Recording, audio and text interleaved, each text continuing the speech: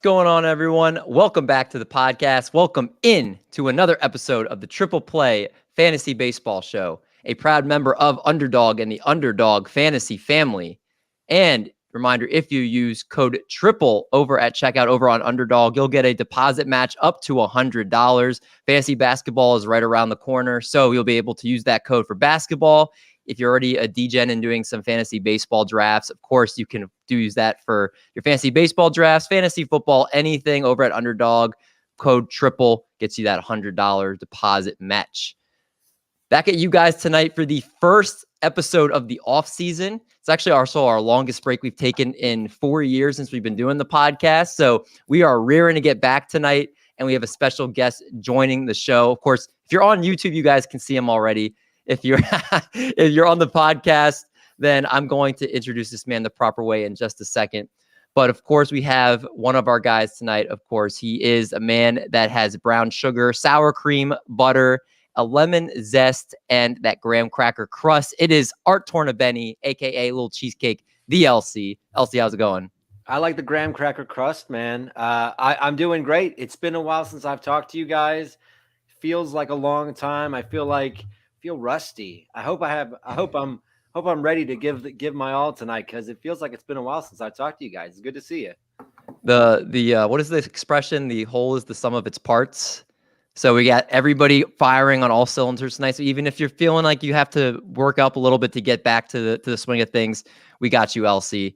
But also, of course, we are joined by the guy that is the doctor of the season long under. It is, of course, the doc. What's going on? Wow, you got that to a T. That's right. Season long under God right here. That's right. I mean, maybe you have to change your nickname or something, because I don't think I've ever heard you do a season long over. Is that the case? I almost pulled the trigger on Jose Abreu over 85 and a half RBIs, and he finished with 87. So I wish I did that, but not this year. No. All right. Well, fair enough. Well, guys, we wanted to kick things off this offseason with a bang, and that's what we did with our first guest here. There's going to be tons of games and great analysis tonight. But again, like I said, kicking things off, we welcome in a man I would call the Cole Reagans of the fantasy baseball world. As when he posts articles and podcasts, he has the world buzzing every single time he comes out for a start with one of those coming out. He is the founder of PitcherList, the 2022 FSWA Baseball Writer of the Year, and the Playback Playboy.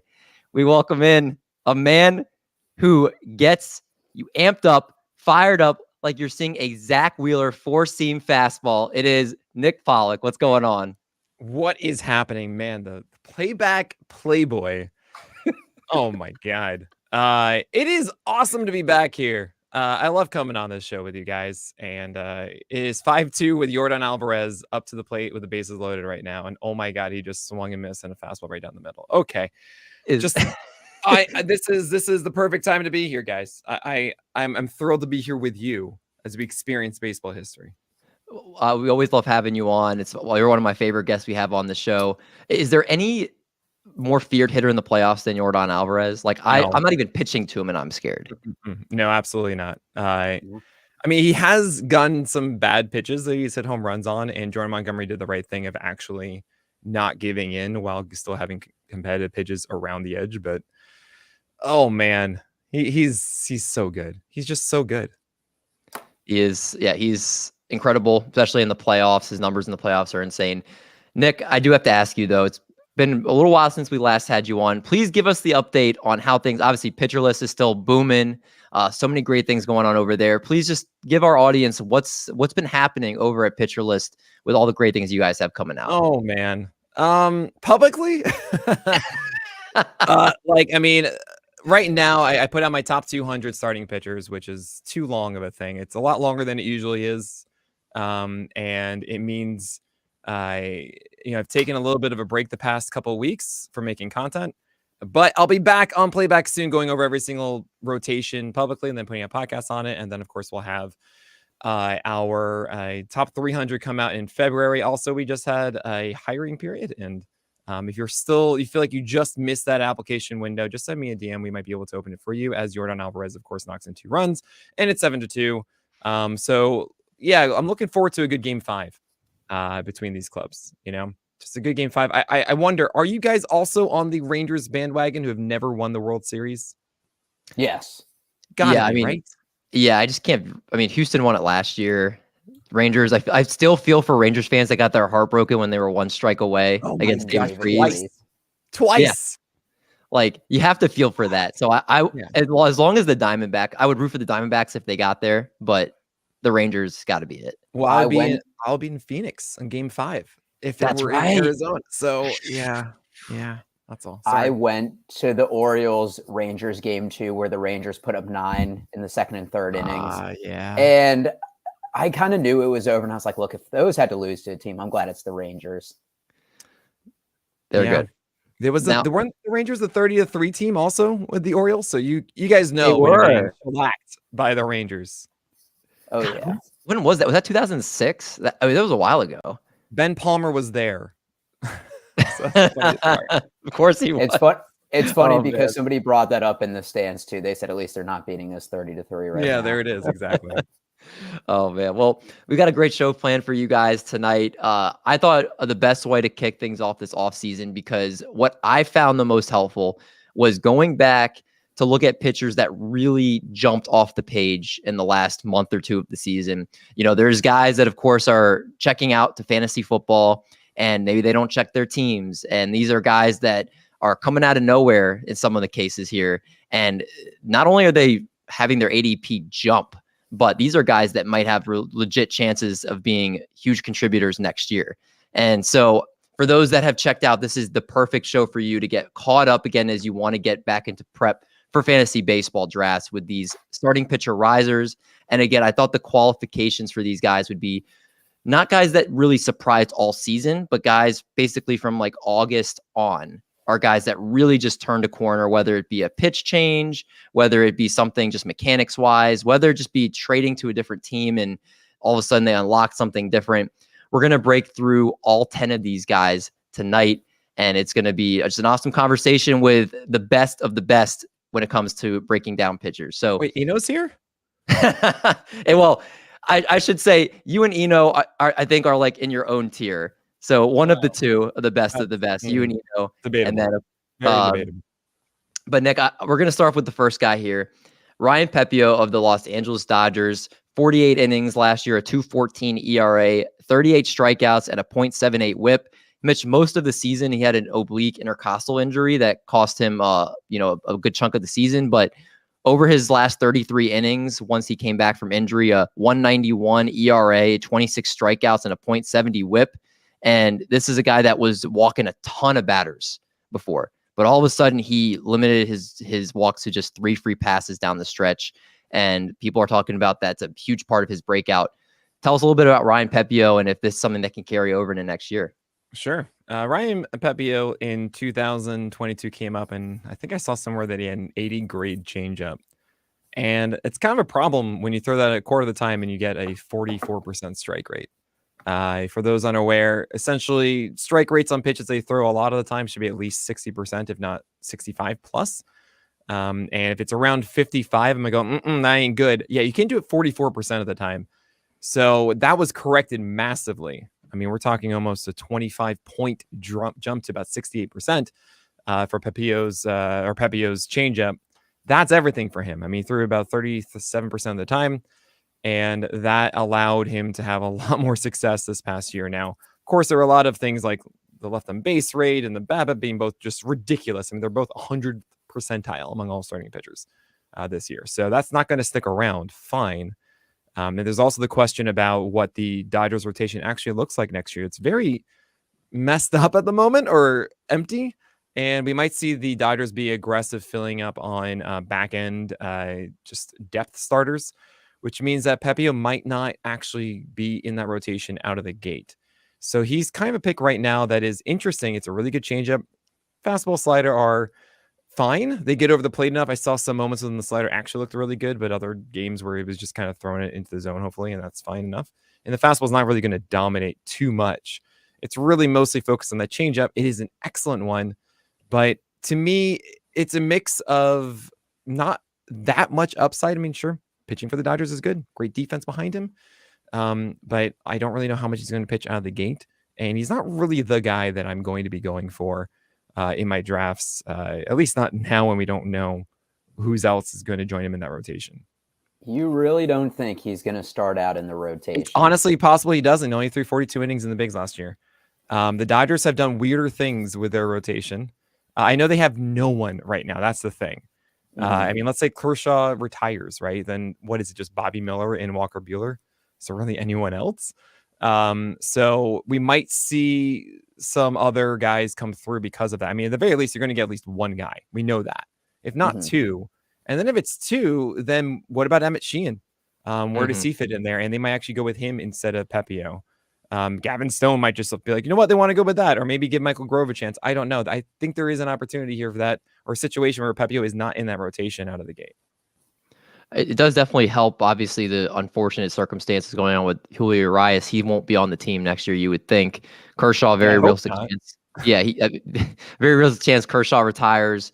So that is two spots that open up. One of those will be occupied by Walker Buehler, and then you mentioned there's three young studs with Pepio, Bobby Miller, and Emmett Sheehan there. Do you think Michael Grove would get a shot ahead of Ryan Pepio? It's kind of funny. Michael Grove has such a good slider, and there are times when his fastball, when it's elevated properly, can be really good. But the Dodgers did not really feel like they wanted to actually extend him into being a starter this year. So I would think that they would lean on Pepio way harder than they would on Grove. LC, is there anything that you disagree with Pollack in terms of, like, do you think Pepio is somebody that you're going to be targeting next year? And in terms of your drafts, do you think Pepio, the changes we saw to him limiting the free passes down the stretch, is something that you think he can carry over to next season? It really would depend on where he's going. I think as far as someone who if I'm drafting today and I'm on my like 6th or 7th starter in my draft, yeah, I think that's definitely a good shot. His K minus walk down this year was 20, which was excellent because he was only walking about 3%. So I think with that team context, but Nick is right. The Dodgers the last few seasons, they've gone out and signed Tyler Anderson late. They got Noah Syndergaard late. You know, they've been getting veteran pitchers that they are hoping to put into that rotation. So there is some chance that he won't be there. But as the season comes closer, if they haven't signed anyone like that, I think he's someone I'm targeting at the bottom of my rotations. Yeah, fair enough. We'll have to see. Put it out there. I think he starts the season in the rotation. He's 26 years old. The Dodgers core is aging. Mookie Betts is the youngest at 31, but a lot of the middle of the lineup, Max Muncy, JD Martinez, Freddie Freeman are between 34 to 36. I think if there's ever a time to unleash him, it's now. They won 100 games and they got bounced early in the playoffs. I think they're going to push it. I'm not in necessarily a disagreement with you. I guess what I'm saying is I have certainly leaned on the SP5 of a team before, and all of a sudden seeing them not get that spot or weird things happen. And I wouldn't put, if there's any team that would have Dodgeritis and mess around with one of these guys, it would be the Dodgers, especially considering that they don't want to go into this this season with just 5 guys. Like, they want to go in with 7. They just saw what happened. So it makes me feel as if they would go for guys that they would go after James Paxton would be a perfect example of someone that would be in the rotation early and they don't expect to last. And then they replace him with someone like Pepio, right? But I'm with you. If I were a betting man, yeah, probably Pepio there. But it's also because it's not like a 90% chance in my view. And because of that, that's a little, it needs to be baked in a little bit. Are you not a betting man? No. We don't do any more DFS or betting promos anymore. We just stopped doing that a couple of weeks ago. I will point out that Lance Lynn is also a club option next year. I believe I'm reading on Spot Track $26 million club option. So he will not be on the team next year. That is also another spot. Yeah, that was not expected to stick around. Yeah, so that'll be hopefully another chance for him to get a spot in the rotation. But just looking through the list now, I mean, there are guys that if they signed with the Dodgers, I think people would be like, well, that's, Marcus Stroman. He's a player option. He could be there. Hyun-Jin Ryu, Charlie Morton, Martin Perez. There's Charlie Morton's probably going to retire. I'm going to tell you right now, Luis Severino is going to be a Dodger. Whoa, see that's a that. call right there. I've been saying it ever since, since he got hurt or whatever early this season. Like, it's the most typical story, right? We saw Can it. We see it all the time where like these injured guys who we know have potential just wind up on the Dodgers because they'll take the chance for a cheap deal. If that happened, we need to clip this, and then you're gonna have to give us some lottery numbers. So, because that's a call right there. Well, I mean, where else would he go, right? What other teams would be signing Severino? Oh my gosh! By the way, Young just hit a 2-run shot, so it's 7-4 now in the bottom of the 7th. Rangers are gonna make it interesting. I'm gonna do this the entire time, and I apologize in advance. But I mean, look, it's gonna be a team that feels like they can fix Severino. Yeah. Right. And the Dodgers would do that. The Rays would do that. The Astros would do that. I could see them signing Jack Flaherty too. It's the Dodgers also at like a cheaper deal. Yeah, they'll definitely bring in someone like him, or like Eric said, Jack Flaherty would be an interesting name if they had him come in. I want to go to another interesting name on the list here. And Nick, you have something called a King Cole. So what do you call Michael King? Who I have never made that joke. Unbelievable. Really? I am so proud of you, David. I'm here all night. Right. This entire rotation is now a King Cole. Oh my gosh. So Michael King Cole, as we'll call him now here. Wow. 104.2 innings pitched, a 2.75 ERA, 127 strikeouts, and a 115 whip.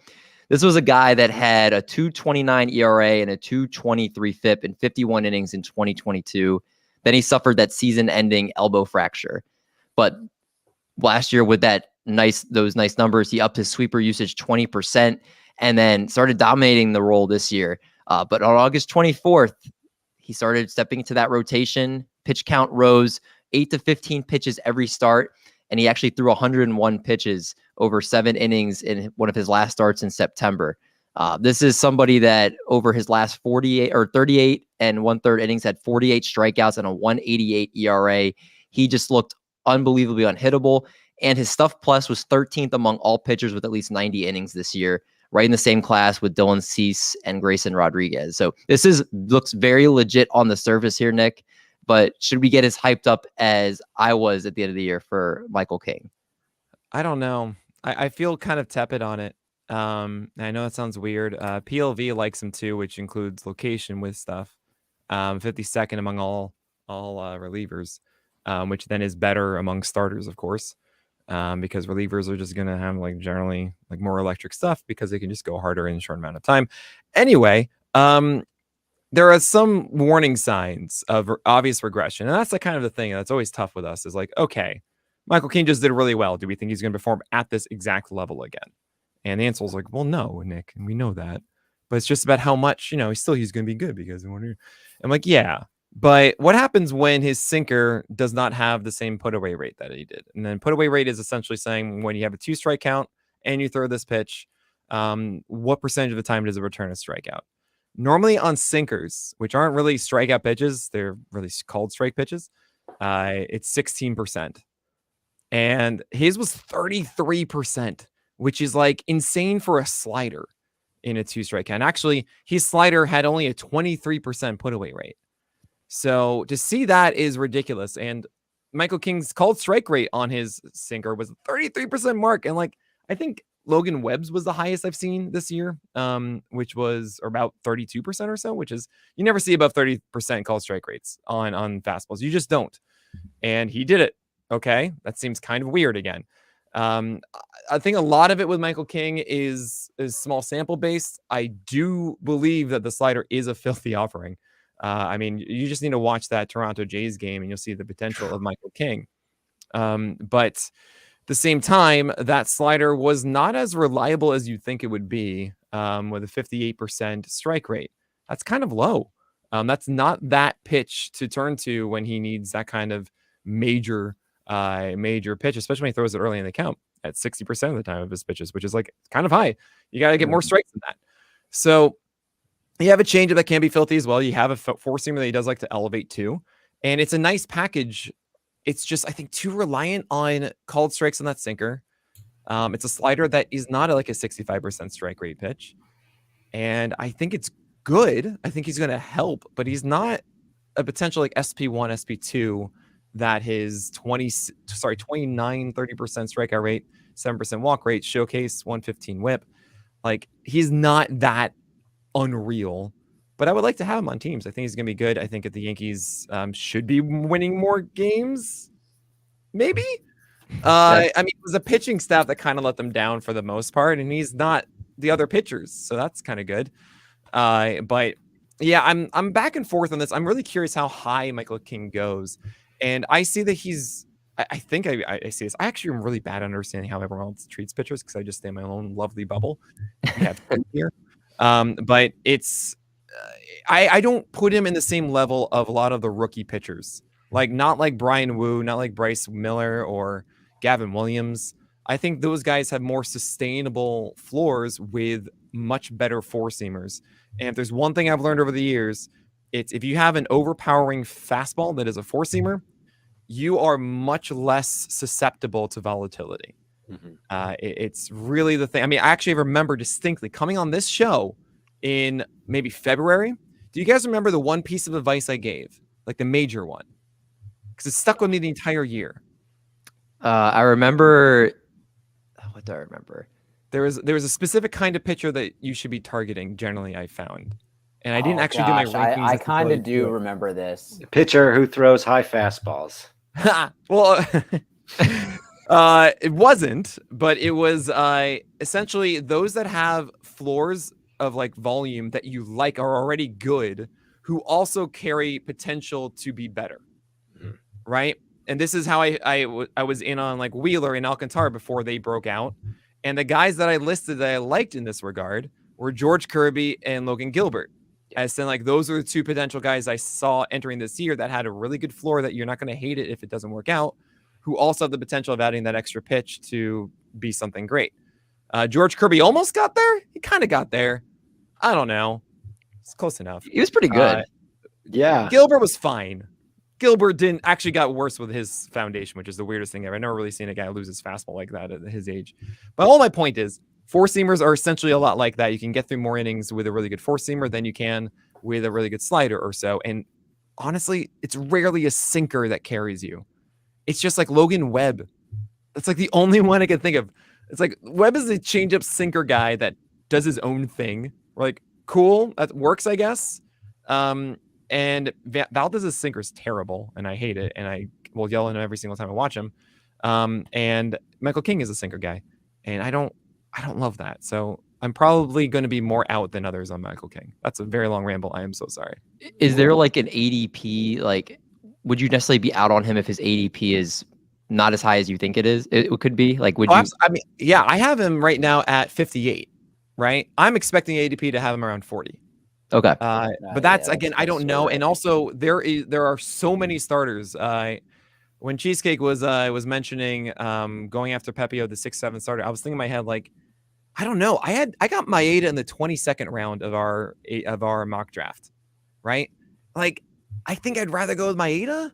But I mean, the thing is, there are like 30 guys you could all go for there, and it's going to be really hard to pick and choose because there are so many guys that could potentially break out this year, which is really exciting. Also means, like, good luck.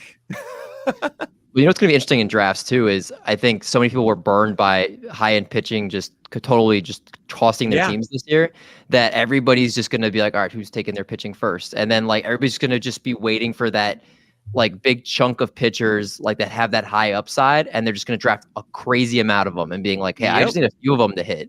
It's almost like everyone finally is listening to me. Because it's funny because you've said that every year. People are like, "Oh, you're going every year." I say it just happened to like actually really pan out that way.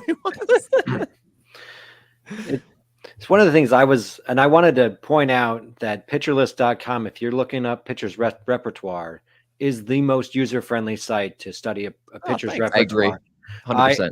I was looking up and King. His call strike rate on all of his pitches pretty much is high. Yeah. And I find that to be an interesting thing. And I was looking at it, I was trying to figure out if there was something about him. And he kind of starts his pitching motion from a more closed off stance. And I'm wondering if he has a little bit of deception in there, which helps that call strike rate. But I'm not sure. I mean, that's a great call. No, I really like that. His swing rate is 10th percentile. Just as you said, I was like, oh yeah, let's take a look. Yeah, 42%, which is low. Normally it's like high 40s or so. But his zone rate actually is kind of low too, at 44%, which is 35th percentile. So maybe it's kind of justified. I don't know. It might be one of those things where he does go from the first base side of the rubber and steps towards third, which allows for more deception, which means you can get more horizontal movement, which means it's harder to kind of pick up, and you get actually more on the sinker. It'll come back harsher because essentially just think of it like when you're throwing more horizontal like that and going back this way, it's opposite forces kind of thing. But yeah, that also kind of breeds inconsistency. Everyone that I've ever known of stepping across like that, the most famous example I've given in the past are like Jake Arrieta and Adam Ottavina. But if you want one that really burned you, that would be Zach Godley. Hi, what's up, Zach? Oh, Yeah. So Freddie Spurs down Peralta my is also spine. someone like that who I have, I think, a little bit lower than others. And actually part of the reason why I had him lower this year, also with the shoulder stuff and that general inconsistency. But then he got into rhythm for the full second half. And when you get into rhythm doing that, that's Jake Arrieta's brilliant 2015, right? Like that is what you get. So it goes both ways. Like you can, maybe it does preach more volatility, especially if, the swing rates are down. That means he has to throw those strikes, right? Good call, Cheesecake. The one thing I think is interesting, it's actually kind of a catch-22. He threw 104.2 innings pitched, which was a career high, and he gave up 10 home runs, but 3 of those were against Kansas City in his last game in 4 innings. So if you take that out, he gave up 7 in 100 innings. So he's doing a good job of keeping the ball in the park. I'd be interested to see if he is a starter again, because his second time through the order, he had a 3.10 batting average against, but only a 2.57 ERA. So would that keep up long term? I wonder if they want to stretch him out, like we've seen Ross Stripling and Seth Lugo that have been long relief guys that have then been converted to starters. And we kind of see them break down in the second half because Lugo was good. Lugo was good this year. Lugo was great. They worked really hard to figure out a good game plan with Lugo, and he executed it super, super well. Yeah.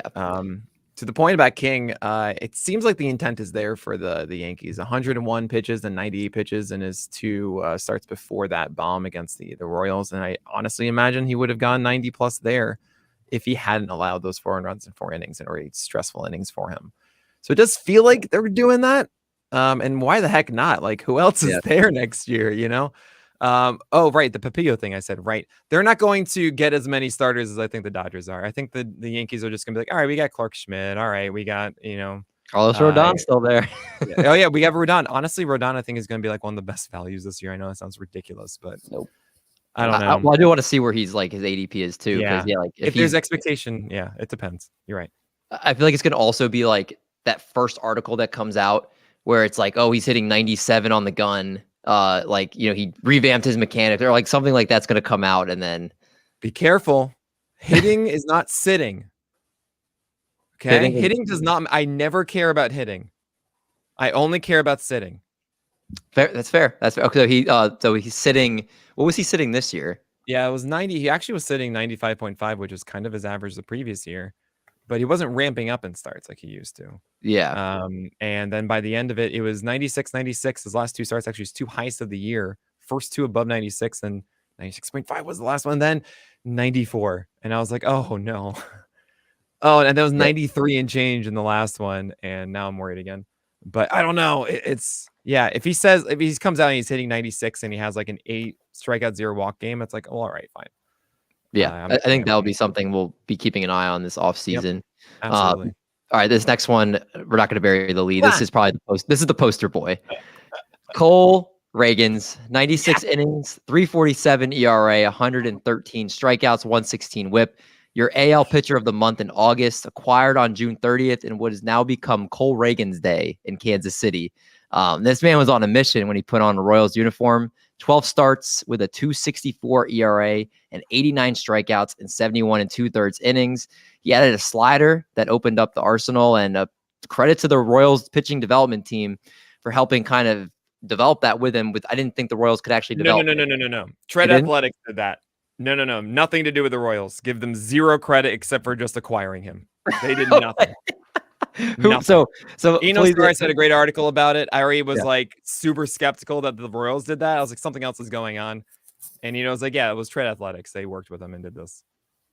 Okay, well, so I mean, I was skeptical too in the sense of the Royals don't develop any pitching, so Yeah, the shocker that they would develop.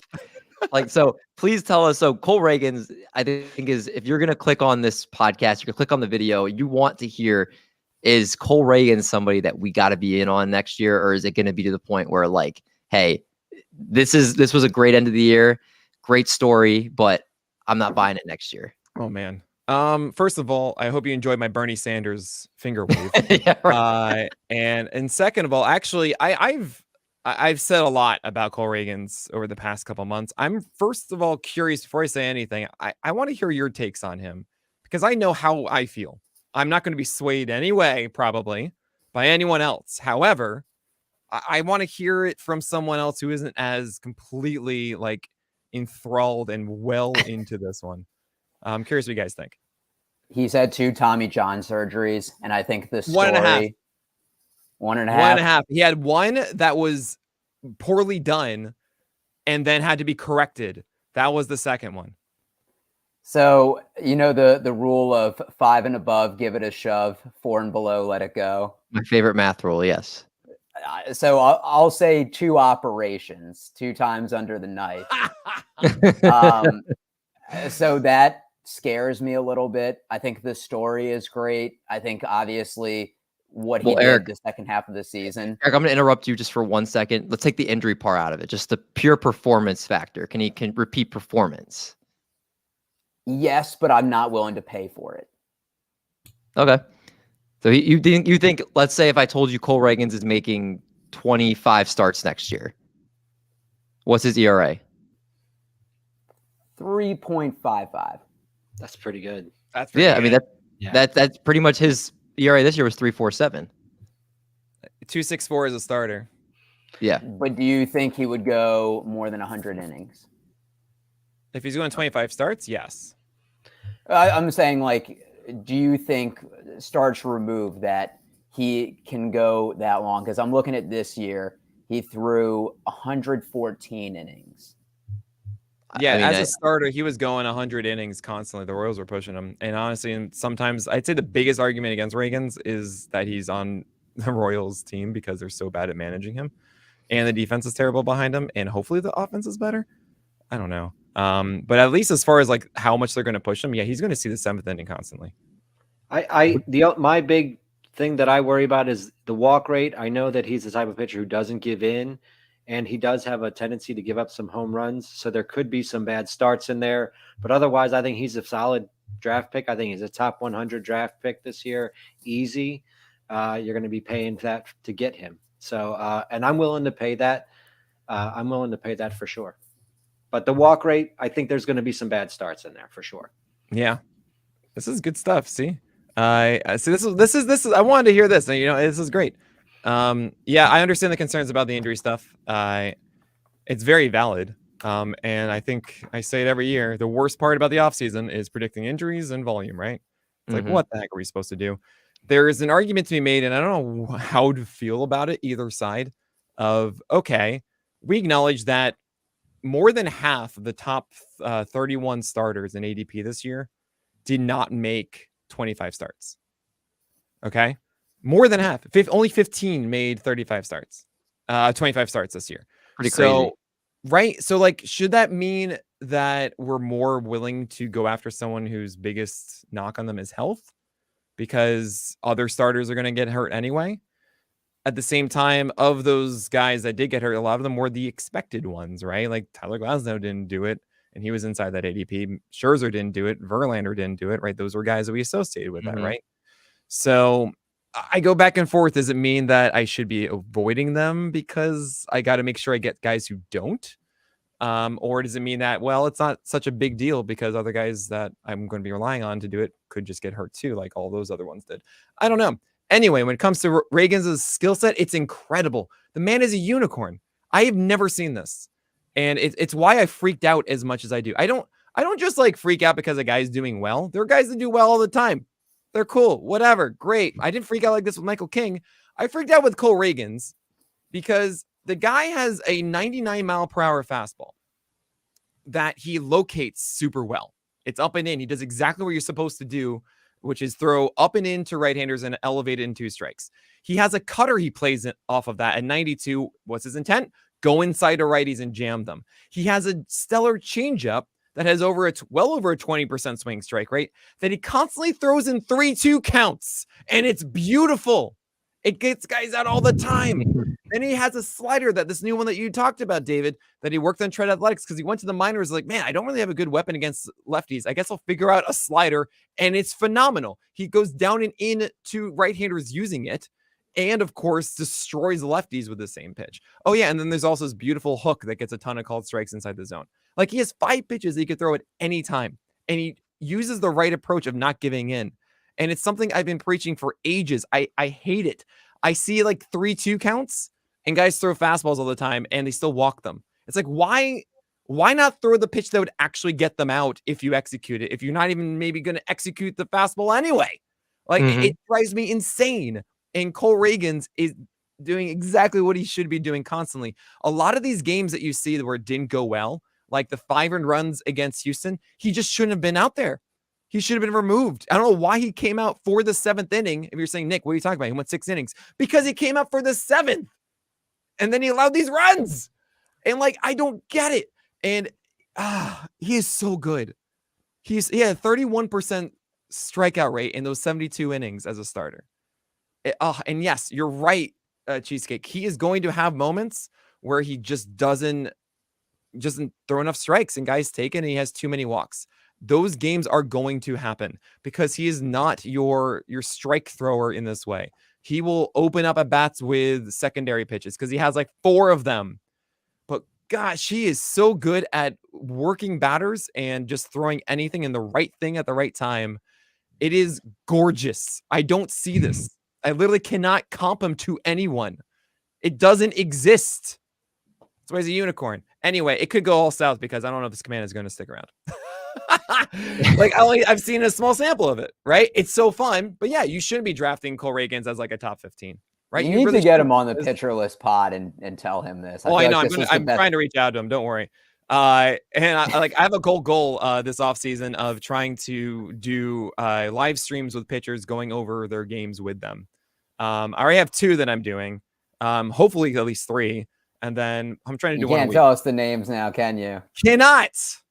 So they're on the schedule and booked and done. All right, that's gonna be fun. I actually kind of love the idea of surprising everybody. Everyone's like, "What? It's this guy?" I'm like, "Absolutely, it's this guy. Let's go." That's awesome. Well, actually, this is interesting because Vinny down the farm, who is one of our good prospect guys here, said Bobby Miller or Cole Reagans. I would have, if I hadn't looked at the top 200, I would have said definitely got to be Cole Reagans if I had to guess for you. But then I have your list pulled up, and you actually have Bobby Miller ranked higher. So what I really do preach as much as I can, especially up high on the list. What is the piece of advice I gave you guys last year? Right? What was it? It was guys who are going to go a lot of innings that we expect and have upside that we like at that level and have upside for more. And that's Bobby Miller in a nutshell. I mean, the slider this past year had about a 57% strike rate. Was not the big swing strike rate pitch that it should be. Its stuff plus is insane. Its PLV is insane. And he's just getting a little too far away from the zone right now. I've seen this before from guys, and usually they just pull it back in a little. It's not like a slider that is just a shotgun blast, Tanner Bybee. It is one that is actually like, no, he knows the intent of it, and he'll figure that one out. And once he does, Bobby Miller goes from a 23, 24% strikeout rate guy to like a 27, 28. Now, maybe even 30. The only problem there is that he throws 100 and does not get too many whiffs in the 4-seamer. I don't think it profiles that as a big whiff 4-seamer. That's fine because he can go like the Zach Wheeler Alcantara route of really more Alcantara of just jamming inside and not leaning on that fastball as a whiff pitch. More Alcantara because Wheeler actually gets whiffs on his 4-seamer because he's just dope and does dope things. But Bobby Miller to me is the safest one. Also, Dodgers, not Royals. Right. And so Bobby Miller's the one to go there. I might find myself lowering Reagans like a couple more. I think I'm at 20 right now. I might find him at like 23, 24, like Logan Webb above him. Just because I get it. But Reagans is so fun, man. I just want to roster Reagans everywhere and then be in massive pain when he has a bad start and everyone hates me. So is it fair to say that Bobby Miller might be your biggest breakout in terms of, I feel like Cole Reagans is a hot name, and some of the other guys we'll talk about, but I don't hear as much about Bobby Miller yet. That's weird. Yeah. Like the fact that you have him as high as you do, I feel like I haven't seen that being advertised as much yet. Could you be like, hey, Bobby Miller's probably going to be the one most under the radar. Like he might be the one I have the most of. I don't think he will, because honestly, this is the decision everyone needs to make. Is like there are all of these young starters, right? There's so many of them. And I would even throw in George Kirby. It's just gonna be his third season, guys.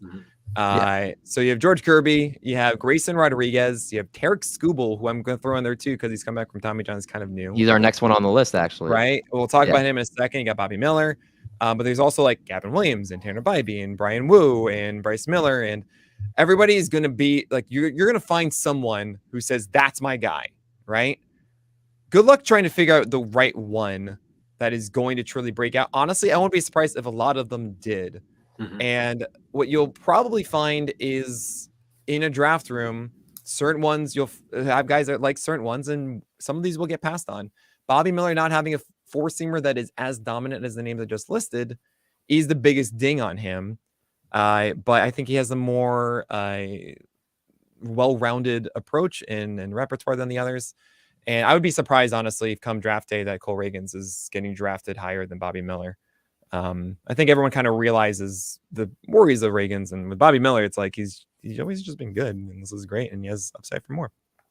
Yeah, I'm excited to see both of these guys next year, as well as the guy that Nick you touched on, Tariq Skubal, aka Scooby Snacks, 80.1 innings pitched, 2.80 ERA, 102 strikeouts, 0.90 WHIP. The AL pitcher of the month for September, 5 starts over that month, had a 0.9 ERA. And struck out 43 over 30 innings, and opponents hit 135 off of him. This was somebody who returned from 2022 after having flexor tendon surgery, and he really kind of came on the scene at the end of 2023.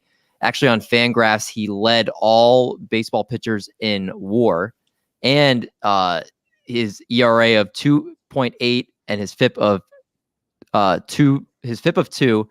Across 80 and a third innings, ranked 6th and 1st in all of baseball. 32.9% strikeout rate, was only behind Spencer Strider, 34.9%. Just absolutely ridiculous stuff from Tariq Skubal. And this is a team of the Tigers that haven't had any type of promise at all over the last couple of years here. So Marty's not on the show tonight, but I know he's definitely going to be listening about Tariq Skubal here, Nick. This is somebody I'm very interested to hear your thoughts of, because I think Tiger fans need to hear some positivity right now. Well, yeah, Tarek Skubal, it's kind of funny. He has that FIP at 2 because he had a 68% left on base rate and a 289 BABIP, which was like, okay, I guess that's fine. Which is also kind of weird seeing that BABIP when he had such a high ground ball rate of 55%. Traditionally, if you have such a high ground ball rate, you're not going to have that low of a BABIP, but generally see above 3 in that regard. Actually makes me wonder, like, how good is the Tigers defense behind him? I don't think it's that good. But anyway, regardless, hi. Tarek Skubal's fastball is amazing. And actually got a little bit worse, believe it or not, and still had good results as Tarek Skubal when he first came back. And by the way, thanks for saying flexor tendon. I keep forgetting he did not get Tommy John. He got a different surgery, which is better, apparently, for him to have had the four-seamer right out of the gate, increased its velocity. It was sitting 96, not 94 and change, and peppering it up and into lefties to right-handers. And if there's one skill I look for from lefties, oh boy, get that four-seamer up and into right-handers. If you can do that, because that's going to be the most common batter you face, you are going to have a ton of success. He did it super well, but even better than that, Tarek Skubal improved his changeup massively. That was a phenomenal pitch. 100th percentile with CSW at 41%, and he threw it about a quarter of the time. Insane. 29% swinging strike rate on that changeup. And the slider actually has room to grow as well. And what I see here is you have a solid, you can even argue like 4-pitch mix with curveballs that used to be really good in this big, massive hook. If you can get those for called strikes more often, that's great. But based in a four-seamer, and a lefty throwing 96 four-seamers that are great are a wonderful thing. I trust his command a little bit better than I do Cole Reagans's. I actually think the Tigers have a chance of being somewhat competitive next year too. They're going to get a lot of help in that rotation moving forward, and their young players are getting better. I imagine they'll make some signing as well for that offense. So yeah, it should be a decent situation for Tarek Skubal next season. And I love really good fastballs. And Tarek Skubal, I know he won't be 33% K rate with like a 4% walk rate. That's not going to happen. But I really do believe in that four seamer, that new one with the new velocity, and the changeup and slider are both really good. So sign me up. What do you think, Cheesecake? Are you as much in on Tariq Skubal next year? Well, you mean he was pitcher a month in September. He faced a really easy schedule, and he mowed him down like an ace. And that's what you want to see from a pitcher. I like him a lot. I think he's going to have a lot of people who really like him as well. So you're going to have to go after him early. The way he closed, I definitely think he's someone I'm going to be targeting for my staffs, because I think that, you know, I trust his arm. I trust his innings. I think he's going to go 150 plus innings next season. Oh yeah. And with those strikeouts, that is going to be a fantastic season, but he'll be like a third or fourth round pick. So Do you think he'll be that high? Really? No, really? And like 15 teamers are saying. Yeah. So like inside the top 60 overall. Yeah. Still. I do. I mean, the way he finished the season, and the AL Central's going to come back next year. He's going to be facing the AL Central again. He pitches in Detroit, which is a nice pitching park. With those Ks, I think he's going to be in the top 60. I definitely think. One skill I think a lot of people are going to be pointing to is reduced home run rate, right? It was just 0.5 per 9 because of those extra ground balls. And generally when you see guys that are strikeout collectors, like you see like Hunter Green, you see Dylan Cease, you see Matthew Boyd of the years past, what was their biggest flaw?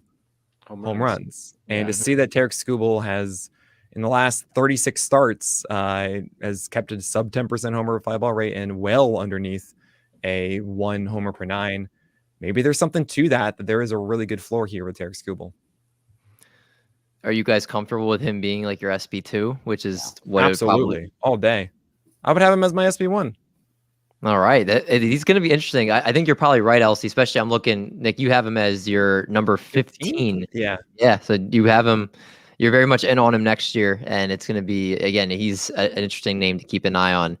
This is the first guy I'm going to bring up here who, if you checked out of fantasy baseball, you do not know who this guy is. His name is Christopher Sanchez of the Philadelphia Phillies, who right now is pitching out of the bullpen for them. He's not even in the starting rotation. 99.1 innings, 3.44 ERA, 96 strikeouts, and a 105 whip.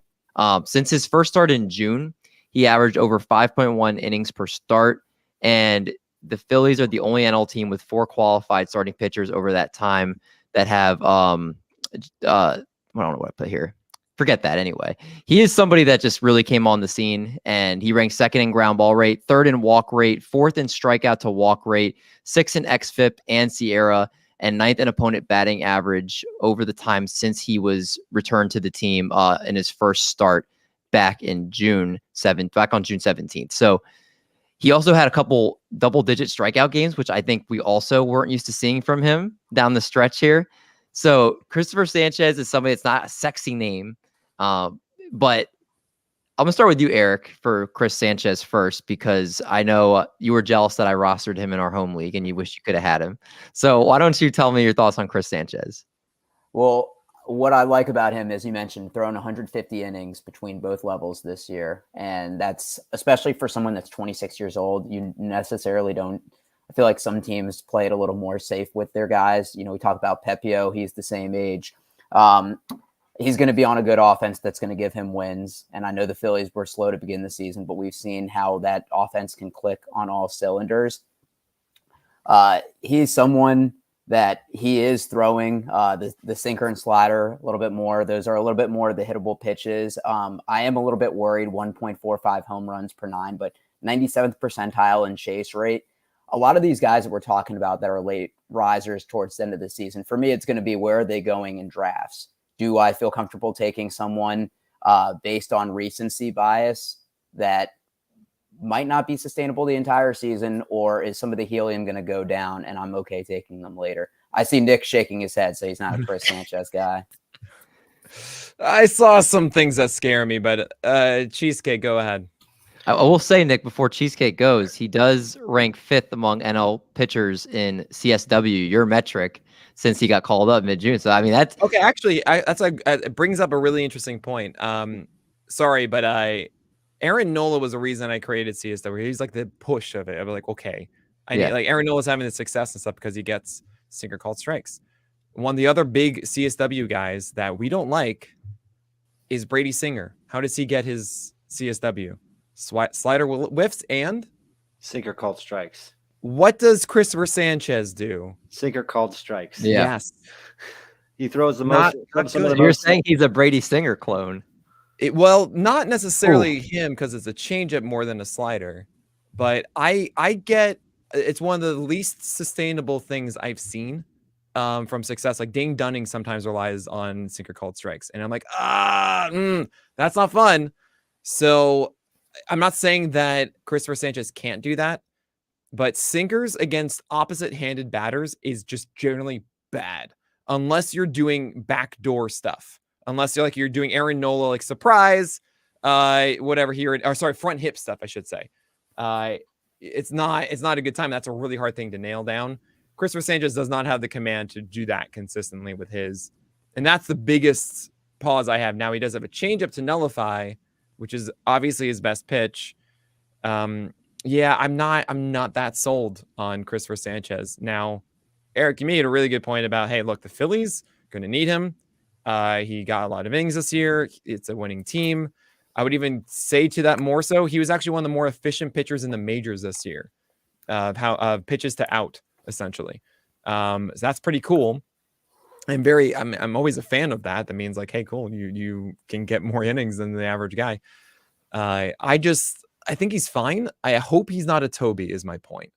Like, and that's a little bit of a worry. I've actually even compared him a ton to Ranger Suarez's run. Because we saw games where like he did not have his changeup feel going, and like, yeah, the sinker slider is not enough for Christopher Sanchez. So I'm a little worried about that. And also those two major 10 strikeout games. Yeah, like a 22% strikeout rate before then. Like, okay. Not the greatest endorsement there, but it is going to be a low walk rate. If he developed a fourth pitch, would you feel more comfortable? If he developed a four-seamer that was good, I'd feel more comfortable. Or if his slider got better to actually be like a threatening 20% swing strike rate pitch, right? But it's not. It's like a 14 or something like that, 15. It's not really the most incredible slider. So I mean, it could absolutely happen. There are so many guys to go for, and I'm fine with Sanchez at the end of my draft or whatever. Cool. But I can find myself just be like, it's fine. Do you think like if you had to guess, the most likely outcome is something like, a 3.8 to 4.2 ERA with like maybe a 8K per 9 type of, like something that's not like sexy, but yeah, he'll have a low walk rate probably, and at least because of that, then maybe it's a whip above 120, which is nice. Now it could mean that he has that 4 ERA though, and I say above as in like better than. It's so weird. How do we phrase above and lower? It's so stupid. But then yeah, strikeout rate 24% right now. I say it's probably going to be closer to 20%. And I generally don't draft those kind of guys because I feel like there are too many that can also give you strikeouts that you don't want to settle for in your draft. That's fair. LC, this next guy I want to start with you because he is a Chicago Cub. Javier Assad. He had 109.1 innings pitched, 3.05 ERA, 94 strikeouts, and a 123 whip. He kind of had a coming out party on Team Mexico in the World Baseball Classic, but he didn't really get a starting job out of spring training. But once Marcus Stroman went down with injury, he really kind of turned it on at the end of the year. He logged a 2.84 ERA over his last 50.2 innings. And we also saw some kind of glimpses that maybe he's not just somebody that's going to only give you a couple strikeouts. He had 3 of his 5 starts from late August to September where he had 7 or more strikeouts. So there are glimpses of it there at times. It looks like if, as of right now, he would be somebody that I would expect if Stroman doesn't come back to have a shot to be in the rotation for 2024. And he, again, this is not a sexy name. Javier Assad is somebody I don't see too many people jumping to go draft, like the Bobby Millers, like the Cole Reagans, and some of the other guys we talked about. Is Javier Assad somebody that you are going to try to target? No, No, I don't think so. I think he had a good run, but none of his pitches are really elite. And he was helped by a really good BABIP down the stretch. But he doesn't get a good swing and strike rate on anything. So I don't think he's going to be a good strikeout pitcher. But I think he's going to be in the rotation, and you should pick him up for good starts. He's a good streaming option because I think the Cubs are going to be good and they have a good defense. So that's about what I have on him. And That's Nick perfect. approved. Those like all my points. Cubs have a good defense, so he had like an 40% ground ball rate, and that's how Stroman had success with the Cubs. Like it's an elite defense, so yeah, there's a chance that he does well. I mean, anytime you see like a 3.05 ERA with a 1.23 WHIP, you should always think to yourself, this is a ground ball guy. Because if you see a lower ERA and a higher WHIP, it means he allows a decent amount of hits or maybe some walks in there. But if it's a low ERA, that means it's not home runs, which means generally it's going to be more grounders, and that's how he gets out of stuff. It's like double plays and whatnot. And as Cheesecake mentioned, like, yeah, he doesn't really have anything good in his repertoire. His best pitch is a cutter that sometimes like he nails the spots for. And when he does that down and away from righties, it's wonderful. And then other times like, oh yeah, it's a bad sinker and the four seamer doesn't do anything and the slider or whatever. Like that's it. And that's not a fun game. Yeah, I think we're going to stay away from Javier Assad. This next pitcher is also, he's not a sexy name, but he's somebody that really did look like he made some tangible changes down the stretch, and that's Zach Littell, who over 90 innings pitched, a 4.10 ERA, 74 strikeouts, and a 118 WHIP on the year. He had a 6.75 ERA and 14 appearances out of the bullpen this year, and then at 3.41 ERA as a starter.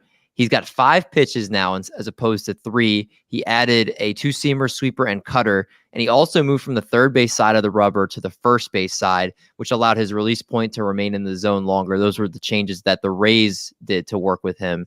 And if you want to look at his most recent outing, he pitched in the playoffs against Texas and had 2 scoreless innings with 4 strikeouts on 37 pitches.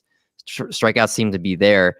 I would imagine with all the injuries in that rotation for the Rays, obviously I'm worried Springs wouldn't be back, or McClanahan's not going to be back, and Drew Rasmussen may not be back to start the year. So you got to think he might start the year in the rotation at least. Tyler Glasnow is not pitching a full season, but he'll start the year at least. I'm saying like at least starting the year, he'll be in the rotation. I would expect, barring them bringing in a starter or two. So Nick, Littell is, again, this is not a name that's going to carry the same weight as some of the other guys, but should we be intrigued here? So first and foremost, if you're wondering, oh man, guys, like, wow, Cheesecake sounds really smart. He has really good analysis this time. And he has for a while. And like, what's going on? It's, oh, right. PitcherList player pages. He's talking about the repertoire and stuff.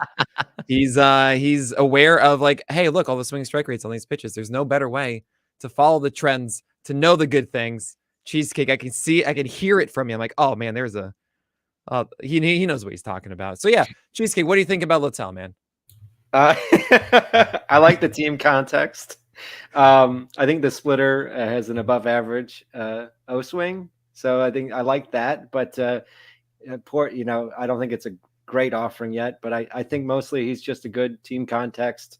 I don't think he's that exciting of a pitcher. I guess that's the best. Yeah, he's absolutely not. What's so funny with Littell is that he was like that sneaky win chance guy. I was like, oh man, I recommended him so many times. Like, hey guys, he could be like a good sneaky win chance. He got like 2 wins in his first 2 starts. He's been 5 innings, like 6 innings. Like, guys, good sneaky win chance. For his next 9 games, he went 1-4. And that includes like an 8-inning 1 earned run game. And it was just not fair. He just always happened to find the ace on the other side. But yeah, Littell, when he's cooking, he actually does the Blake Snell blueprint well. He actually locates his slider down properly and his 4-seamers upstairs. And the splitter, as Cheesecake mentioned, is good down, and a 16% swing strike rate is good. Also, a 65% strike rate on a splitter is also like really high. Like you don't see that. Like Tony Gonsolin did that at times. I'm like, whoa, that ain't right. So I don't really buy that one either. It's not that good. But again, it's the Rays. He will have a decent win chance in those games. They let him go most of the time like 6. Sometimes they just say, you know what, 2 times to the lineup and you're done. That's it. So I'm not chasing this. Is very much of just a Toby at best, honestly. And there's not enough to really get excited for what he's doing. Eric, are you on the same page as well? Yeah, he's not flashy. I think he's someone that has a good floor. He pitched 90 innings last year, and he gave up more than one walk in 2 outings. His first outing of the season, May 7th, at Philly, and the last game at Toronto. So there was a 4-month stretch where every outing, whether it was starting or relief, he walked less than 2 guys. So 100th percentile on the walk percentage. I think if you're playing in a daily league and he's a free agent and he has a good matchup, that's somebody you pick up, or a best ball DC 50 if you can snag him in the later rounds. But I don't think he's going to give you that high upside that you're looking. He had a 8 strikeout game, but other than that, nothing higher. Had 6 twice. Just kind of meh guy. Yeah. All right. So Javier Assad, Zach Littell, very good streamers for next year, but not, or guys you could grab at the end, but not somebody you would prioritize. This next player, though, might be different. And that is Kyle Bradish, who going into last year, we had called Kyle Badish plenty of times on this show. But he has grown his wings and he is flying away. He had a beautiful year, 168.2 innings pitched, 283 ERA, 168 Ks, and a 104 whip. Over his last 20 games, he went 16-5. Or I'm sorry, over his last 20 games, he had a 231 ERA, a 191 batting average against, and a 548 OPS allowed with a .92 whip. He also ended the year on a 16-inning scoreless streak, and he became the first O's pitcher to have a sub-3 ERA since Mike Messina in 1992. So it's been a long time for the Orioles, who had the best record in the American League. I mean, his stats this year were staggering. And he was the one I was trying to remember, Nick. There were 2 guys I remember you advertising in February. It was Reed Detmers and him. They were the 2 ones that I remembered you talking about distinctly. And I mean, you nailed the Kyle Bradish call. You had said this is for real this year. So you were on him early. And I want to give you the chance to talk about if this is also something we should expect from him next year. No. You're thinking maybe of Alex. Definitely not me. I was out on Kyle. I'm not going to take any credit for that. No, I was out on Kyle Bradish massively. To be fair, I was correct until he completely changed himself. Because his fastball's not good. It's a really bad 4-seamer that gets hit super hard. It has 91% Z contact. The thing is, he was able to shift how he used it, only 22% usage. And that meant that he was able to sneak it in for called strikes out of nowhere.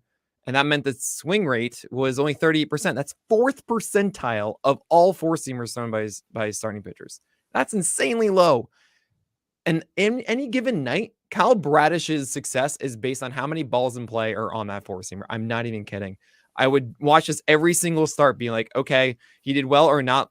How many 4-seamers are in play? Oh, yeah, there's a lot tonight. So there you go. He got hit around. And if guys are putting swings against the slider or the curveball, he's winning games. The sinker is okay. It allowed him to go to something else that wasn't the 4-seamer. Why is the 4-seamer bad, you're asking? Also, he had some increased velocity because it's cut action. You don't want cut action on 4-seamers. Why? Because you're trying to miss upstairs. And if you're trying to miss upstairs and you have cut action brings the ball down. And that means you're trying to miss above the bat, and now you're missing less above the bat. Now, if you throw 4-seamers down, kind of like how Zach Gallen does a lot, you can get away with that because he might miss under the bat then. So it's okay to do that. But anyway, Kyle Bradish, slider's amazing. It's one of actually the better sliders by PLV in the majors. I think it might even be 100%. That's 99th among all starting pitchers. And 31% usage. I actually imagine that's going to go up closer to 40% for the full year ahead. The question is, how much is the curveball going to jump up? 71% usage, and he didn't always have that pitch in starts, and that really bothered me a ton. Mm-hmm. And what I see is a Guardians pitcher. Not a good 4-seamer, not a good sinker, an elite breaking ball, and hopefully another elite breaking ball. And when we think about all the classic Guardians pitchers, I mean, when we say that, it's like Corey Kluber, Shane Bieber, Carlos Carrasco. Was there anyone else kind of in that boat? I shout it out now, but like those are the ones I was thinking of. Clev had a couple good years. Who? Mike Clevenger. Clevenger was one. Yeah, absolutely. Great call. So those are the 4 guys. And none of those were like, I mean, Kluber, fine. Kluber made that work. But that cutter and slider were both like elite pitches. It wasn't just one, it was 2. Shane Bieber's curveball and slider in those years were elite. The changeup and slider for Carlos Carrasco were both elite, right? With Clevenger, he had one good year based on the slider and sometimes the curveball. So it bothers me a little that I hate the fastballs as much as I do with Kyle Bradish. Now that can be corrected, but to me, I'm likely going to be more out on Bradish than others. You're probably thinking of like Frank Stanfill, who was in on Bradish, I think, early in the year. I was in on Detmers. I remember coming on here saying Detmers, and I looked good for a second. It did. I did. And then I looked terrible. So it goes. He was frustrating. He was because he would have. I think I held him for the first 2 months, and then I finally dropped him. And then he had that double-digit strikeout game, and I was like, that was the weirdest thing ever. I remember saying that. I was like, guys, this is not real. This is not. Nope. Velocity went down, slider disappeared. He showed up with a changeup in the second half, which is actually kind of cool. Like last couple games, maybe that sticks around. But yeah, all of his stuff just was way worse, and so it goes. Cheesecake. What do you got on Kyle Bradish? Do you agree with me?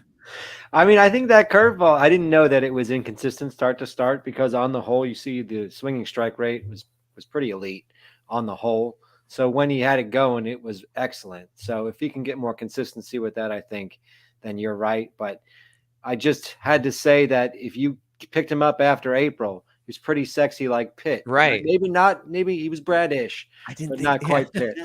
That's right. Did we call him that? I didn't think it would change so fast. I didn't think you would do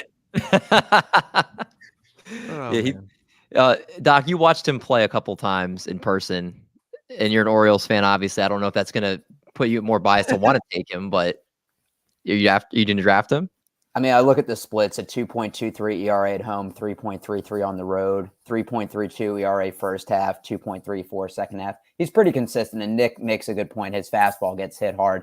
366 batting average against, but the other 4 pitches, 260 or below in batting average. And I will say what I like about him is the durability. 31 starts this year, including the playoffs, 29 starts in 2022.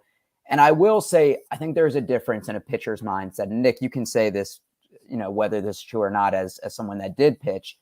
When you're playing from behind versus when you have a better offense in front of you. And it's more, you're able to pitch freely rather than feeling like you have to execute everything perfectly. And I will say his home runs have gone down dramatically ever since the O's pushed the fences back a couple of years ago, which I think has helped. Yeah. So, I mean, that's a great point. I pitched with some bad teams when I was young. Oh my God. But I think that's cool. Alex Thinkfast has returned. That you absolutely are right that there is momentum in both sides of the game, right? Like they both shake each other's hand. To the home run credit, 100%. We underrated. I think 2022, we still had the fences back, right? Is it not just this year? Was it? Is it Baltimore was just this year, or was it for 2 years now? I think it's been 2 years. It's been 2 years. Okay. So yeah, the home run problem was still there in 2022. And this year, I think it's more attributed to the sinker being more involved than the four-seamer. So the ground ball rate went up, only a 0.75 home per 9, 12% home run fly ball rate. It is interesting to credit Eric, 31% ICR, and ICR is kind of what I'm using. I find that like the most simple way of talking about if a pitch is good, outside of like, sure, we want to get whiffs all the time, is what's the goal of a pitcher ultimately, right? Throw strikes and don't allow hits, right? And don't allow good contact, essentially. So, right, just throwing strikes isn't necessarily good, because if I do that now, I'm just going to get crushed, and who cares? Mm-hmm. So the two stats I like to use are strike rate and then combine it with ICR rate, which is ideal contact rate. So when it is hit, not just hard hit percentage, you can still hit the ball well and not be a barrel, right? Or above 95 miles per hour. ICR is essentially barrels and sweet spots and flares and burners. Those are things that outline hits, right? So ICR rate, 76th percentile on the sinker, 31% is far better than I normally see, especially with his locations on it, which are terrible. So I want to believe that. I also am like, why are guys not hitting this hard? PLV is terrible. PLV hates it. It's like a 4.5 PLV. Yeah. That's like almost averaging a bad pitch every time, according to our metrics. So I feel like there is going to be regression on those results. It's hit luck, which, this is maybe the most damning thing. It allowed 17 fewer hits this year than it should have. 17. So if you want to talk about that batting average going up, there's your answer. Is that the Baltimore Orioles defense? Probably not. Is it maybe left field being deeper? Maybe. But 17 is far higher than we normally see. I mean, that does normalize to 0 essentially. So that's a really high. It's 98th highest or best luck among all sinkers in the majors. Kyle Bradish, the most polarizing player talked about tonight so far. So Nick, if you have him, have your rankings up here. You have him as 32. Yeah, it sounds right. It's a long tier. So you probably won't have any of him. No. I'm assuming that's going to be way behind probably where he is going in most drafts. Yeah, I would imagine closer to 20. Yeah. So that's fair. So it will be interesting to see where he is ranked once drafts and ADP come around. This next player, Doc, you kind of let off the show talking, or I guess it was before we came on, and Sawyer Gipson-Long, how Nick talked about him needing to be picked up. You streamed him, worked out really well. And he had a good year for the limited time he was out there. 20 innings pitched, a 2.70 ERA and 26 strikeouts, a 1.10 WHIP. You can actually also look at him and Reese Olson, who down the stretch, he had a 1.44 ERA over his final month. So good stuff coming for the Tigers. But Sawyer Gipson-Long, Doc, I don't know how much you know about him, but he is somebody that seemingly came out of nowhere. And there's a great article on Motor City Bengals talking about what the Tigers did with him once they acquired him in terms of working with a bunch of different pitches and adding them to his repertoire. And we saw it in an 11 strikeout game he had at the end of the year. Is he somebody that you're intrigued by? I am intrigued by him, and there is a little bit of bias because he did help me win. And I credit to Nick because he had a great breakdown. I will be interested to see how he does next season because he probably had the best 4 opponents you could have. The White Sox, the Angels, the Athletics, and the Royals. And he went 5 innings in all of them. And granted, you can only face who is on the schedule, but 3 out of those 4 games, multiple walks. He did have the 11 strikeout game. He's somebody I'm very intrigued by his stats, by his name. Somebody admittedly that Nick knows way more about, so I'd love to hear his breakdown. I mean, Sawyer Gipson-Long, the best comp I have for him is Logan Webb. Because we brought him up a lot on the show, and Webb is a very specific kind of approach, right? Yeah, it's sinkers for called strikes, a dope changeup that he throws over 50% of the time, essentially, and a slider that he's kind of working on. And what I saw when I liked Sawyer Gipson-Long was sinkers for called strikes, 27% called strike rate on those, changeups for whiffs, 27% swing strike rate, which is crazy, but in the balance here is that instead of like pounding constantly with sinkers like Webb does, we do see a 4-seamer that is fine. It's not exceptional. It's not one of those overpowering ones. It's 93, 94. Not a high swing strike rate on it. He does save it sometimes for 2 strike counts, is able to try to elevate it. But as far as his command goes with it, it's not one of those that like, oh yeah, we know he's going to go upper third with that thing. And maybe if he starts doing that, then that's better. But the slider is the interesting one to me because it was only a 57% strike rate. And I actually think it's a solid enough slider, and he keeps it down. I mean, he's really good at keeping this low, 97th percentile in low lock. That is low location, 83% of the time. That's great. I hate seeing these high floated sliders all the time, and he actually keeps this down. But this is why he has a 10% walk rate, because he leans on changeups and sliders a ton as his primary 2 pitches, and then 4-seamers and sinkers are peppered in when needed, but he doesn't give in. That's what I see here. And I think that's a better thing to me and will actually help his overall floor of ridiculous ERA disasters is from guys that don't give in as much. Sure, the whip is not going to be stellar likely because it's going to be, I think, closer like 8-9% walk rate. I also think he's going to be a higher ground ball rate than 33%. I don't know how that happened, considering he's a changeup, slider, and sinker guy. Very weird. That should not be there across more than 20 innings. But I'm wondering how this is going to come together. Is he going to be continuing to not give in? Is he going to be able to adjust enough to get more slider strikes? The whole thing is good enough, though.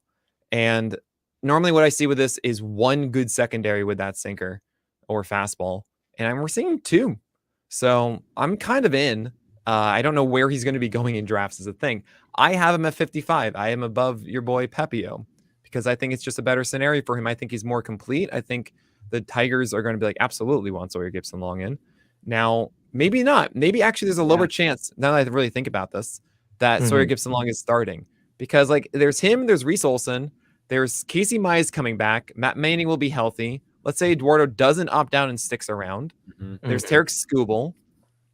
There might be interesting things going on there, right? Casey Mize come back. So then you throw in a free agent maybe in there. Who knows? You might see Sawyer Gipson-Long actually not starting out of the gate, which is So now I hate everything. So him and Pepio, I should even have had in like this little grouping of like, please let them start. Okay, great, thank you so much. So we should go average right now. What always ends up happening though is I feel like there's always injuries. Like we always look at like 6-7 guys, and you're like, oh, the rotation spot's a question, and then it ends up just figuring out itself because pitchers. Well, as the season goes on, yes, and that's the thing that I think is really important about kind of the top 200, even these, because you need to know who the guys are that when those opportunities arise, do I care or not, right? Before they have that first start of the year, and I think that's a really good thing to note. But also, you don't need to draft that, like. This year, I do it every year. My top 200 article put out the table of all the guys that we picked up in season that were legit, that were after 290 this year. That's not even like the generous 260, maybe your last round draft pick. 290, I think I ran out of room. I had like 27 guys, like I can't add anymore.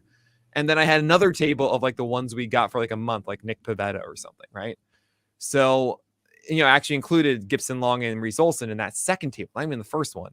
And Sawyer Gipson-Long, whenever he does start, is going to be part of that. And we have to be drafting in a way of not trying to get the guy who's stash once the rotation opens up, but instead getting the guys that I get value in April with.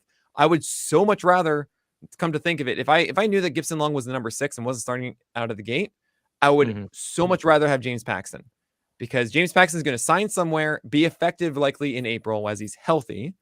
And then the second he isn't, great. Now I have an opportunity to get whoever I want among all the interesting options in late April, early May, and maybe that is Sawyer Gipson-Long.